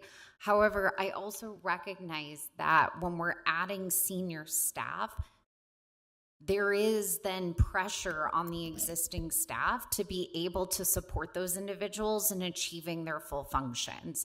And that if we don't support the additional administrative staff, a lot of times the senior staff's time is then taken up doing some of those administrative efforts, as opposed to being up on the Hill and being able to advocate for the council and the administration's positions.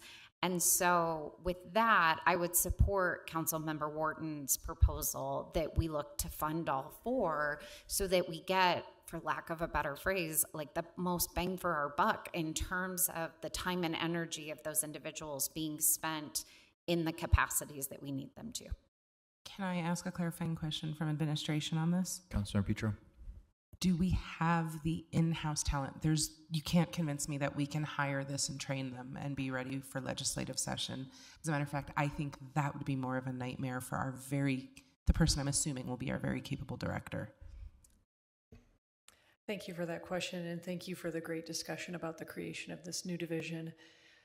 We have not explored the question of whether there are internal individuals who might be interested in the special projects analyst or the administrative assistant, but I wouldn't be surprised if there are people who would be interested in it. So it may end up being that same conversation we were having where an internal candidate would hit the ground running immediately, and then we would have another position that would need to be filled in another division or department. So the opportunity to have it and see if it could be filled obviously gives our legislative team more strength going into this session.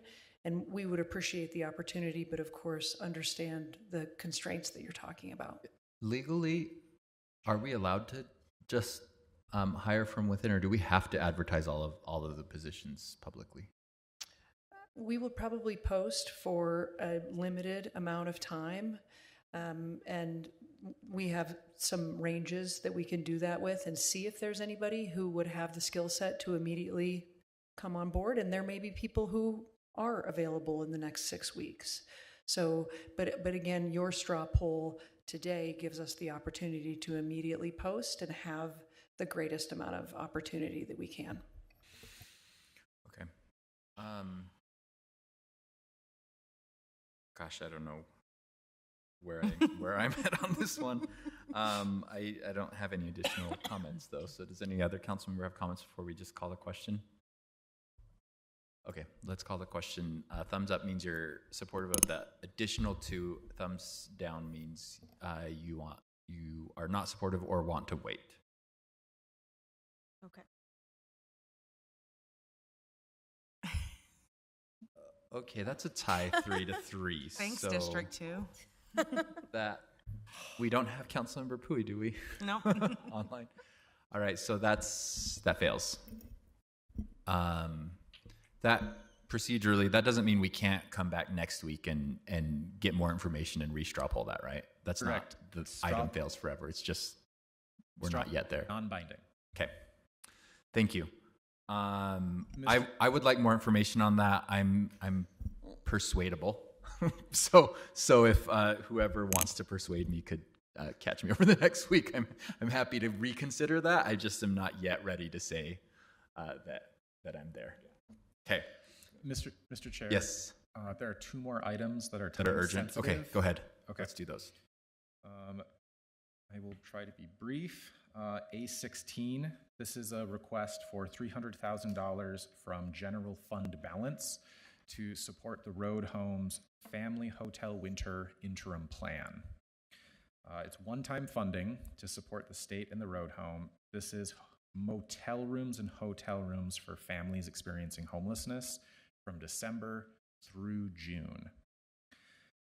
This would be considered a stopgap until the new family non-congregate shelter opens next spring. There are currently 12 motel rooms under contract with 1 case manager. They anticipate needing additional hotel rooms. For every 12 hotel rooms that are under contract, another case manager would be hired.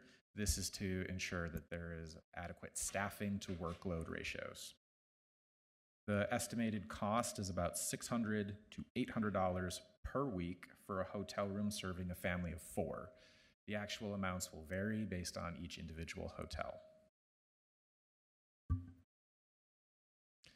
I'm told the microphone was a little too far away. A straw poll was requested given that we are in December. A policy question, if the council is interested: what funding is being provided from other entities toward this plan? Would the $300,000 fill the funding gap? And what is the total cost? Looking at all the information on the 1-pager from the Road Home, it could be over $1 million for the total cost. This cost is also, sorry, Mr. Chair.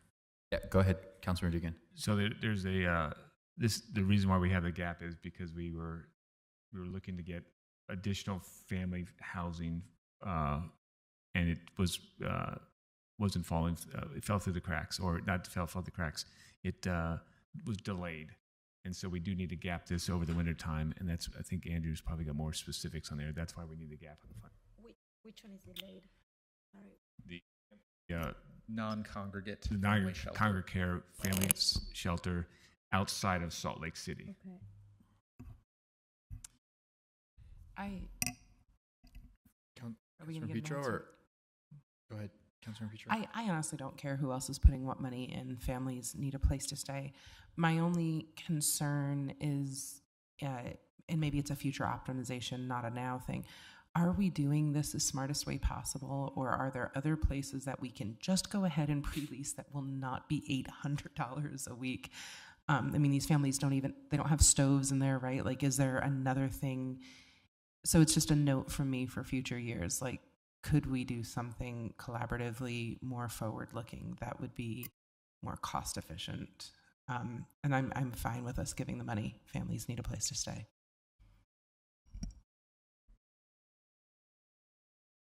Andrew, Was that a question? Sorry, Oh. was that a question? Or was okay. Andrew, do you want to add anything? I saw that you joined the table. No, I was just going to answer questions if you had them. The proposal from the road home is scalable. So depending on how much funding is available, they can do more rooms for that time period. The concept is that the case manager hired or case managers plural, if there are other funds outside of the city, would transition to the new program in the new facility that they've already purchased that's not open yet. So these would be transferable to a new location. Ours would be a one-time funding gap. But the need exists today. There are families. Right. The Yes. Midvale Family Shelter is full, and there are families that don't have Yes. a motel room that need them. The Midvale Family Shelter holds 300 individuals. It is full. You're correct. They typically use motel rooms as the most efficient way to get to the immediate need short term. The long-term plan is that other location that's been purchased. The use of the units right now, they have an outreach team that goes out to the streets and unsheltered individuals. This would probably help at least half of the folks we're seeing today to get into a safe shelter.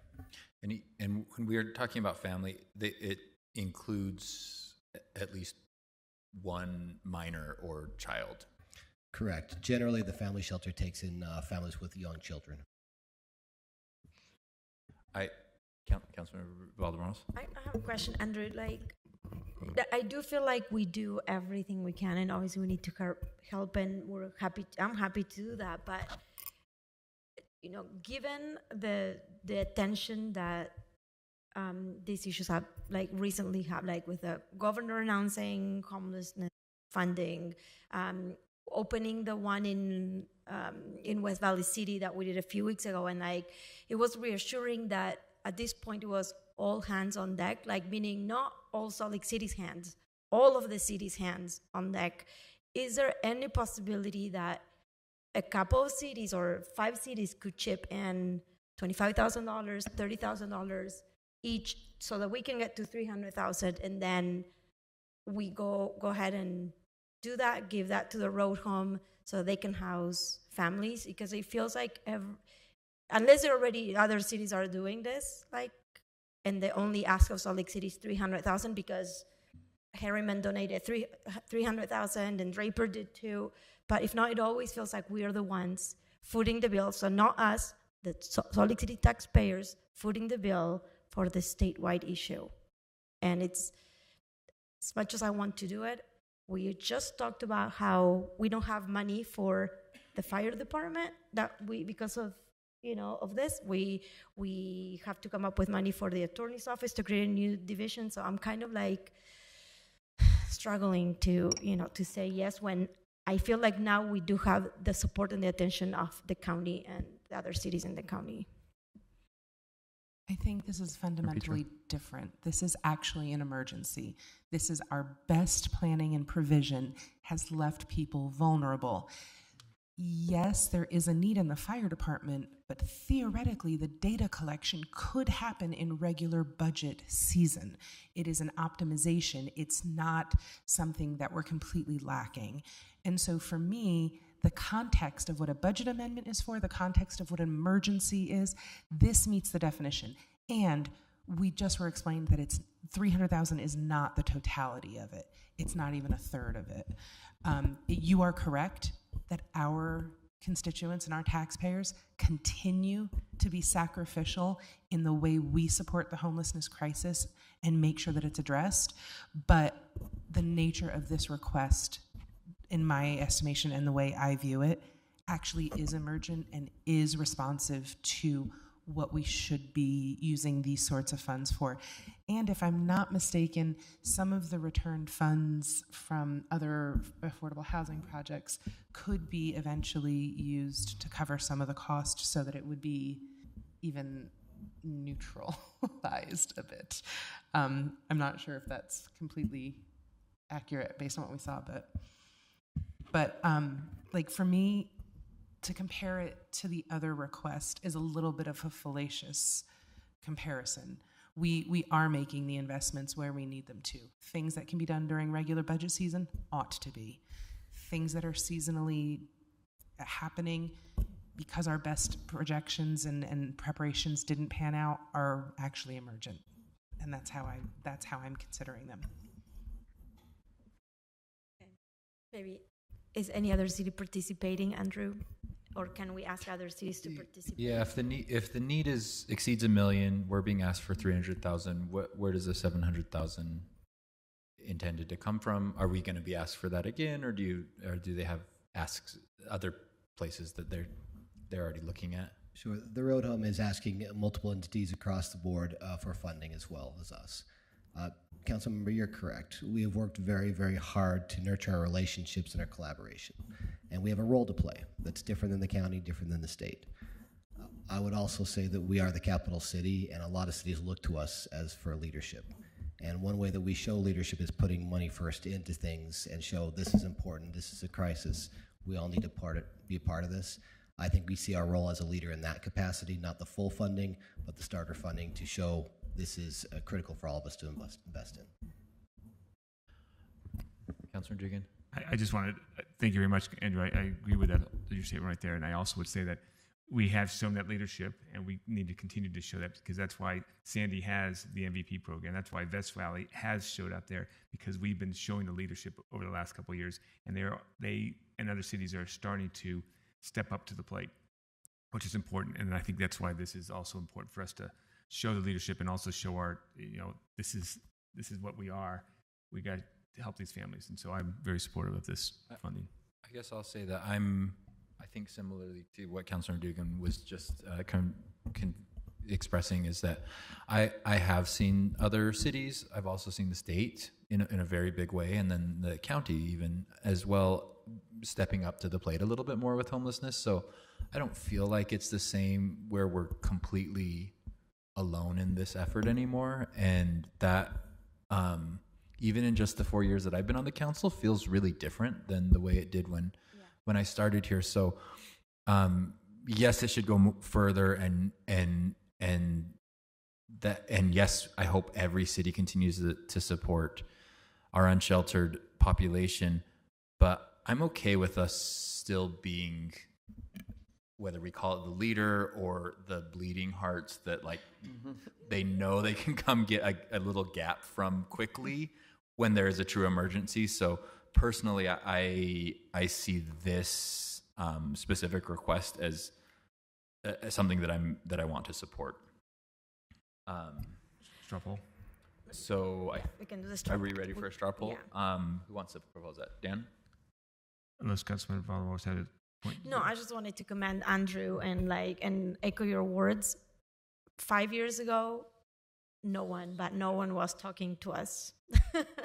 We were the sole, solvers of this statewide crisis. It was a Salt Lake City issue, it was a capital city issue. You guys deal with it, and today it's a different world. So thank you, Andrew, and thank you to everyone for all the blood, sweat, and tears that we have put legislative session, league and cities and towns, the legislative teams, everybody, to really demonstrate that that the need is statewide. We can lead, but it's all hands on deck at this point. So thank you.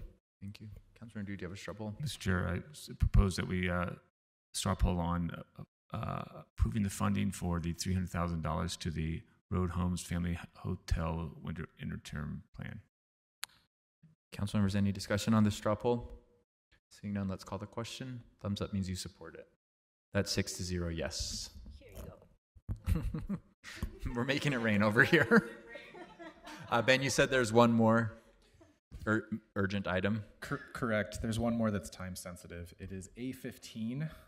This is the Mill and Overlay Pilot Program. You might remember this from CIP a couple of months ago.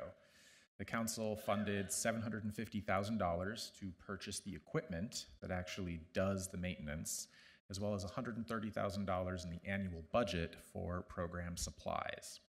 After these appropriations were made, thank you, Cindy Lou. After these appropriations were made, the Public Services Department was notified that the manufacturer had significantly increased their prices by $205,000. Even at that higher price, it is still determined that purchasing the machines is cheaper in the long run than continuing to rent them year after year. This is a type of maintenance that the city does occasionally. It is much more than filling a pothole, but less than fully reconstructing a street. It's almost like you dig into the asphalt for a width of several feet, you go down maybe 10 or 20 feet, you dig that up, and then backfill it in. So this is an additional treatment type that would extend the useful life of the city's streets. And the reason that it's time sensitive is the purchase price is agreement. going up again, I think in 10 days. So a straw poll would help with drafting the contracts and getting in before another price increase. That's annoying. I know, crazy. This is a trend for vehicles across the city where the ordering windows are sometimes a matter of days. Yeah, and this, this is like the majority of our streets are in this condition, and we can do this work. So this is a necessary across the whole city. So, all right, council members. A straw poll for A15. Okay, so Councilman Dugan has proposed a straw poll to support A15. Any discussion to the straw poll? Seeing none, I'll call the question. That is 6-0, yes. So go buy that thing before it gets more expensive. Are we okay to save the rest of them for a future council meeting? There's Yes. items on this. Yes. Okay. Thank you, Ben. Thanks, Mary Beth. Thanks, team. All right. That was item number 4. So we are now on item number 5, which is landscaping buffers chapter text amendment. We are pretty significantly behind schedule. So if we could keep our conversation about landscape buffers brief and then add an additional conversation if we need it.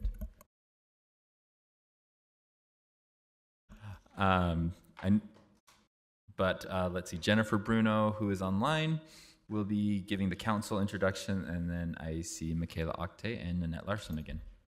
Hello. Hi, Mr. Chair. I'll just do a brief introduction just before turning it over to the administration. This is the culmination of a lot of the conversations that the council has been having about different ways to address questions from constituents about how to structure the city's code to build in water-wise and sustainability efforts into the city's landscaping code. So this is the administration coming back following their discussion with you guys initially and their outreach to the community. And so they've pronounced several pretty significant changes and reorganizations of the code to make it easier to navigate. So I will turn it over to those guys. Thanks so much. Thank you, Jennifer, and thank you, council. In the interest of time, I've shortened the presentation. It is essentially a rewrite of the landscaping and buffer chapter. Before we jump into that, can I ask council staff, I don't know, Jennifer or Lehua, if you're listening, or maybe Nick, is there time on the 12th, next week's agenda to revisit this in work session if we need to? I can definitely work with the agenda team to figure out how we can make time. I think that there are a few things on the 12th that are not necessarily time sensitive. And so if the administration, or if the council wanted to keep this moving, we could maybe bump one of those items. So I will work on that. Okay, Lehu has popped in with a thumbs up. So let's talk about it, but I'll say I don't want to rush the discussion. This is important. We've been asking for it for a while, and I know it's been a really big priority of Councilmember Wharton. So I don't want to glaze over it, but we also have a closed session and some board appointees that are waiting. So let's get the introduction, maybe ask 1 or 2 questions, and then if there are additional questions, we'll reschedule. Okay, go ahead. Sorry to cut you off, Nanette. Sounds good. I'll do my best to focus on the organization and the big picture items.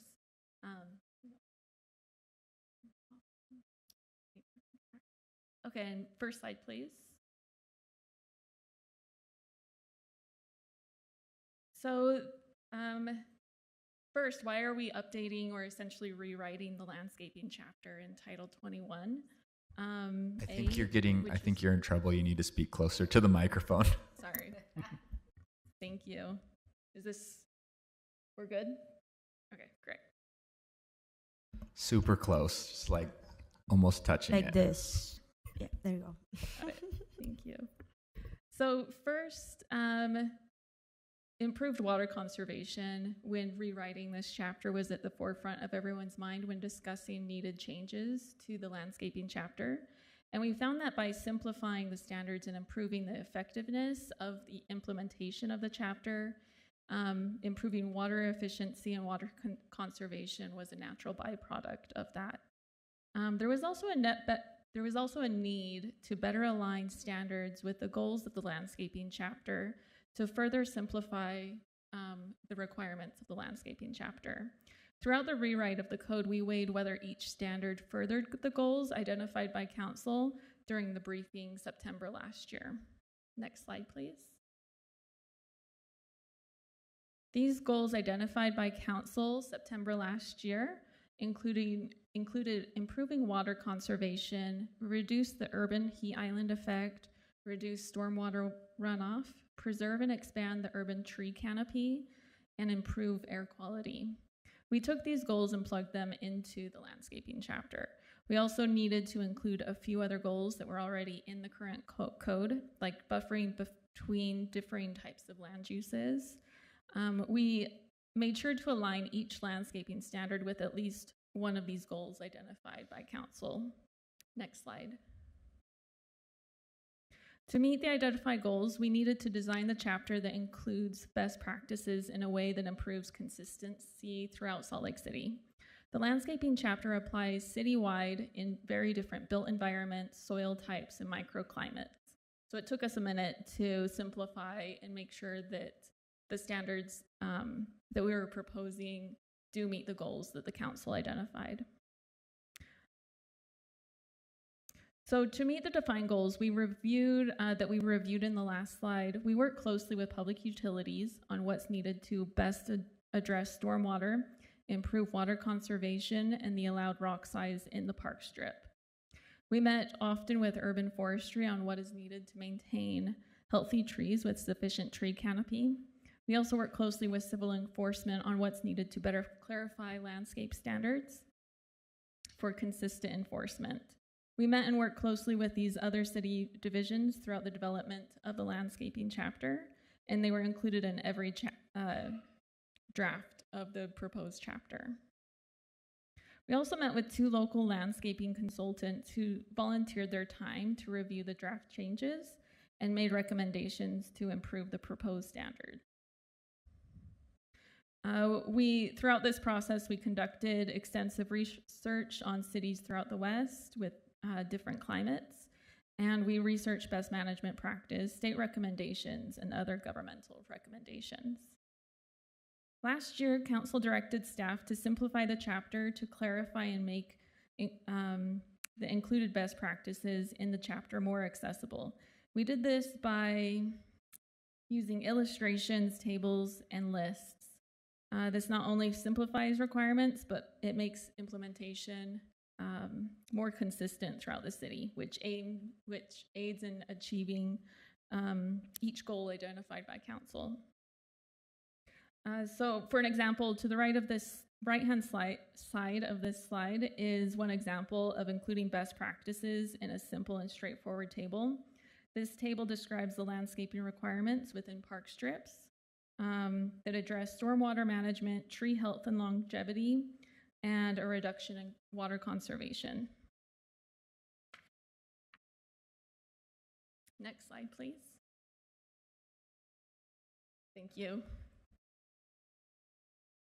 We've simplified the standards to include graphics, tables, and lists in the proposed chapter. On this slide on the left-hand side is the graphic that was created depicting required landscaping locations. And the graphic on the right-hand side depicts a simplified version of a parking lot displaying the locations of perimeter interior parking lot landscaping that would be required. The landscaping standards are listed immediately following these two graphics in the proposed chapter. Next slide, please. Okay, so let's break down some larger concepts that are addressed in the proposal. So when do these standards apply? One thing to keep in mind is that these standards are not retroactive, meaning we can't require that these standards apply to a landscape that's already installed. So no one will need to redo their landscape in order to meet this proposed chapter. The new standards would apply to any new modification to the required landscaping locations.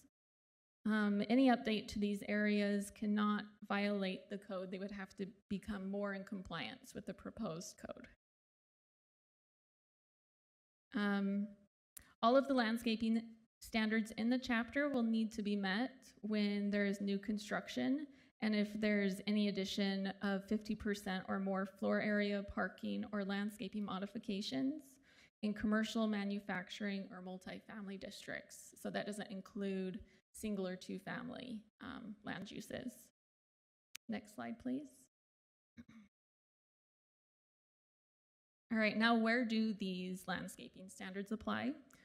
The standards in the proposed chapter will apply to all properties within the city and all new developments within the city.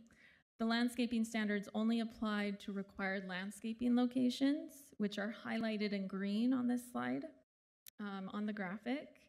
These areas where landscaping is required are front yards. If a corner side yard is present, it would be required there. Within the park strip, and if a buffer yard is required between dissimilar uses or along a freeway. Another thing to keep in mind is that these standards are the proposed minimums, which means that if residents would like to expand their landscaping, they can, and they would still meet these requirements. Next slide, please. Okay, so let's talk about the updated standards. And next slide. And keep in mind during this review that all of these standards tie back to balancing the identified goals that Council identified last year. I'm not going to get into what's included on this slide just due to interest of time. But essentially, this is what is currently in the landscaping chapter, and we're proposing for it to remain. Next slide, please. All right, turf and rebate eligibility. Turf location limitations and rebate eligibility will generally remain the same as to what was updated last year to maintain that rebate eligibility. The turf location limitations will still be prohibited in areas less than 8 feet and on slopes greater than 25%. The Central Utah Water Conservancy District has verified the continued rebate eligibility where updates to the landscaping chapter were made. In commercial areas, it's proposed that turf is limited to active recreation areas only. And in manufacturing districts, we're proposing to prohibit turf altogether. Both of these updated standards are stricter than the minimum standards for rebates, to be eligible for rebates. And the next slide. Okay, let's talk about what is new that we're proposing. Next slide, please. So the landscaping plan has been updated. It now requires a planting plan, a grading plan, and an irrigation plan. While some of the more technical aspects of the landscaping plan remain, like hydrozones, emitter types, and 100% of those plants being drought tolerant or native. Some of the technical aspects will be verified by a licensed or certified landscaping or irrigation professional at 2 phases of review. First during plan review, and second at installation and before a certificate of occupancy is issued or the commencement of the use is permitted. It also addresses issues related to implementation and enforcement of landscaping plans. Right now, with the current code reviewing the landscaping standards, in the current landscaping chapter takes staff the most time of all other standards needing review by our development review planners. This is due to the criteria that addresses technical aspects that our development review planners are having to verify by following irrigation lines, checking plant lists. It takes some time. Next slide, please.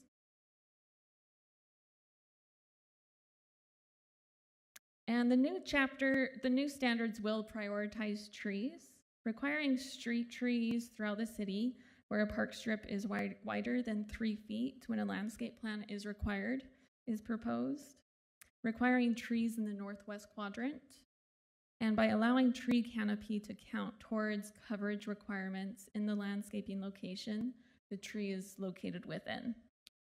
This was recommended by council during the landscaping briefing last year and was integrated into the landscaping standards.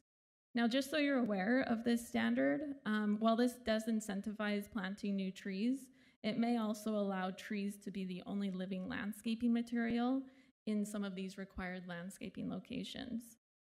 This is due to a small tree generally having a 300 square foot canopy when it's mature, which may calculate to being the only vegetation coverage needed for a front corner side yard or a park strip landscape, just so you're aware. Also proposed in this chapter would require that any changes made to street trees construction which may impact the root of a street tree and any new trees are subject to review by the Urban Forestry Division to help improve tree health and longevity. Next slide, please. Okay, now new standards for parking lot landscaping. On this slide is an example of first why we need parking lot landscaping standards. The second is a comparison of what you can expect with different landscaping standards. On the far left is an example of probably what would be built if there were no landscaping standards in parking lots.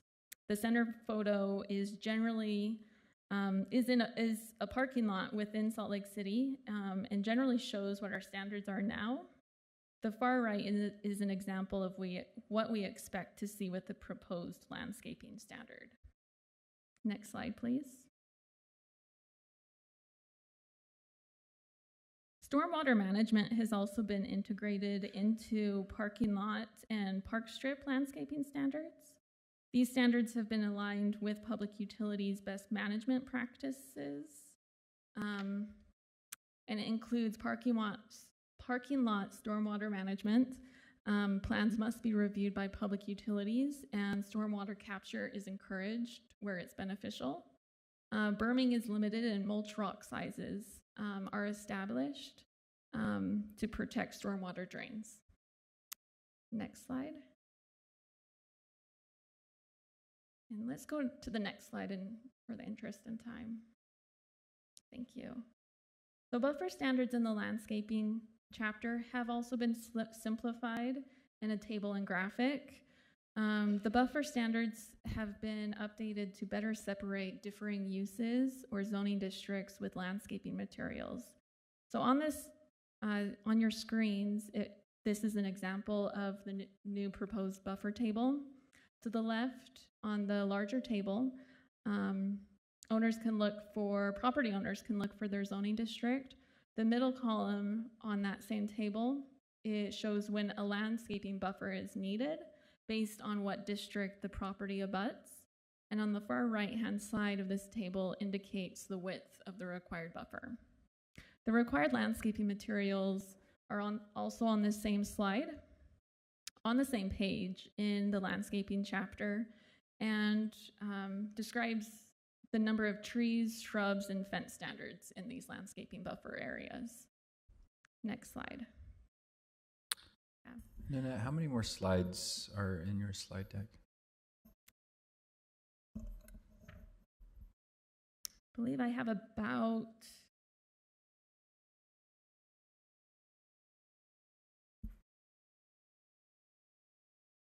6 that have significant. Is this an okay time to hold the discussion until next week? It seems like we're at a new section. I just see blue on the screen, which seems to mean that it might be an all right spot. I think it would be. Just so you're aware, there's public comments in the transmittal, and the next slides address those public comments. So concerns over turf, street trees, that's in the presentation where we are able to clarify. But this would be a good place to stop, I think. That'd be great. We can absolutely stop. I already know I'm going to have some questions and things I want to discuss about this that you've brought up already, and we're not going to have time to get that today. So I do want to reschedule this for next week. So that's great. Let's hold on the discussion on this item. Thank you for giving us the introduction, and move on to board appointments. Our first is a appointee to the Transportation Advisory Board. This is Matt Gray, and I believe Matt is here in person. Matt, if you want to come up to the table, you could stand at the podium or sit at the table, either way. And we just ask that you introduce yourself, tell us what your background is. It's always fun to know what district you live in, and why you're interested in serving on the Transportation Advisory Board. Great. Well, it's great to be here. I am actually applying for the seat that is for a representative of Utah Transit Authority because I am a strategic planner at UTA. But I live in District 2, and I actually used to work in this office, so I see a lot of familiar faces. It was last in 2016 that I worked here in this office before I moved away to Portland, Oregon for grad school, but I moved back to Salt Lake City in 2021, and I've been working at UTA since. Thanks, Matt. Great to see our city council staff moving on to great things. Council members, any questions for Matt? Mine is also a U graduate from the planning school, so we're like, yeah. So I'm excited that you want to serve in the city. And you've done so much work already, either as a student or as a staff. So I'm excited you know our city very well. Thank you. So you're going to be a great addition. Thank you. Well, thank you for your willingness to serve Salt Lake City. Continue to serve Salt Lake City, I should say. You're going to be on our consent agenda tonight, where your appointment will become official, but you do not need to be in attendance. Though, of course, you're always welcome to be at our meetings. I think that's all we have. Thank you for being here. Thanks for coming in person. Thank you all. The next board appointee is for the Citizens Compensation Advisory Committee, the CCAC, and it's J. Claire Baldwin. And Claire is joining online. Good afternoon. My name is Claire Baldwin. My full name is James Claire. I retired in 2019 from the fire department. When I retired, I was the assistant chief, or one of the assistant chiefs, and since then I've been a full-time grandparent, and I served with the city for 33 and a half years as a firefighter. And as far as the Citizens Compensation Advisory, my interest there is both with the current employees, making sure that they're given the opportunity to have the best pay packages that the city can afford to deliver. As it's always brought up, the city being the capital city, we do lead the way. And I realize there are some constraints at times as far as the council and providing the money that sometimes is wanted versus what is available. And I view the job just simply as being able to compare the data that we're given with the. You may have said it. How many years did you serve with Salt Lake City Fire? 33 and a half. So I just have to reflect that I had the opportunity, along with Councilmember Dugan, to meet Claire as part of the consideration for this opportunity. And something that really stood out, in addition to his outstanding record of service and his recognition that compensation employs a lot of different variables, was his willingness to talk about the impact that that compensation has on the families of those who serve. And I just really appreciated that lens of we're not just talking about our employees, but we're talking about their families, and wanting to make sure that we as a capital city have the resources dedicated to be able to support that. So thank you for your willingness to serve. I really appreciate it. Yeah, my pleasure. Councilor Dugan, did you want to add anything? Just thank you very much, Claire, for wanting to serve. Appreciate that. Thank you. And for the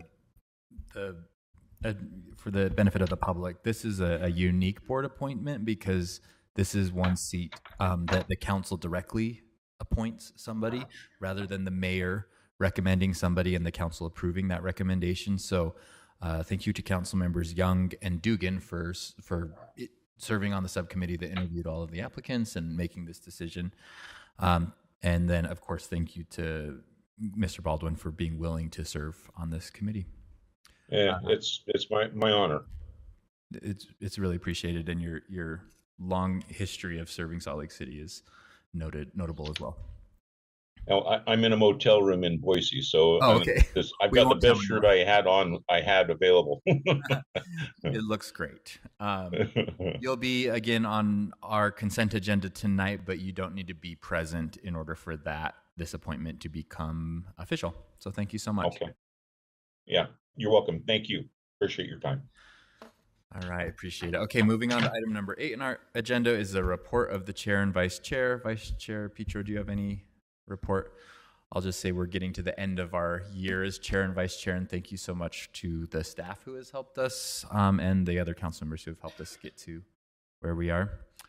I think we do have a report and announcement from Executive Director Cindy Jensen. Yes, I'm wondering if you want me to cut this short since you're, okay. Yeah, so I'll just ask you 2 things. This is about the annual calendar that is published every year. It is subject to change throughout the year, but this gives the public a general outline. 2 things in January. One is that the swearing-in ceremony is on Tuesday, January 2nd. And it's been difficult in the past for council members to get through that ceremony, be with their families and things, and then have council meeting that night. And so we had checked earlier with the chair and vice chair about the possibility of you having your first meeting on January 9th. So it would be the next Tuesday. So I don't know if you want to give that a little more thought and tell us for certain next week what you'd like to do, but that's the idea, is to have swearing-in ceremony the 2nd, and then your first formal meeting and briefing session on the 9th. Then the other thing in January is sometimes the council has a retreat. It's up to the council chair in general, but it might be nice if we could get feedback, or if you could just keep in mind the possibility of the 23rd or the 30th. Those are both Tuesdays, so we thought that might be easier. We'll circle back with you next week to see if either of those make sense for you. And one of those dates is possibly the mayor's state of the city, but that would be in the evening. So this would be a daytime retreat is the idea, but it's up to you guys entirely. The rest can wait. All right, I'll ask council members to check their calendars and get back to council staff if any of those suggestions do not work. We do have a closed session, and it is for attorney-client matters, so I'll look for a motion. Mr. Chair, I move that we go into closed session for the purpose of receiving advice of counsel. Second. I have a motion from Council Member Wharton, a second from Councilor Dugan. Is there any discussion to this motion? Seeing none, Councilmember Petro? Yes. Council Member Wharton? Councilmember Valdemoros? Yes. Councilmember Dugan? Yes. Councilmember Young? Yes. And I'm a yes, and we still don't have Councilmember Pui, right? Okay, so that passes 6-0 with Councilmember Pui Yes, absent. he's been checking in with us and he is going to try to join. Okay, but he doesn't need to vote right now. Okay. That's correct. All right, thank you. We will be in closed session in a different room.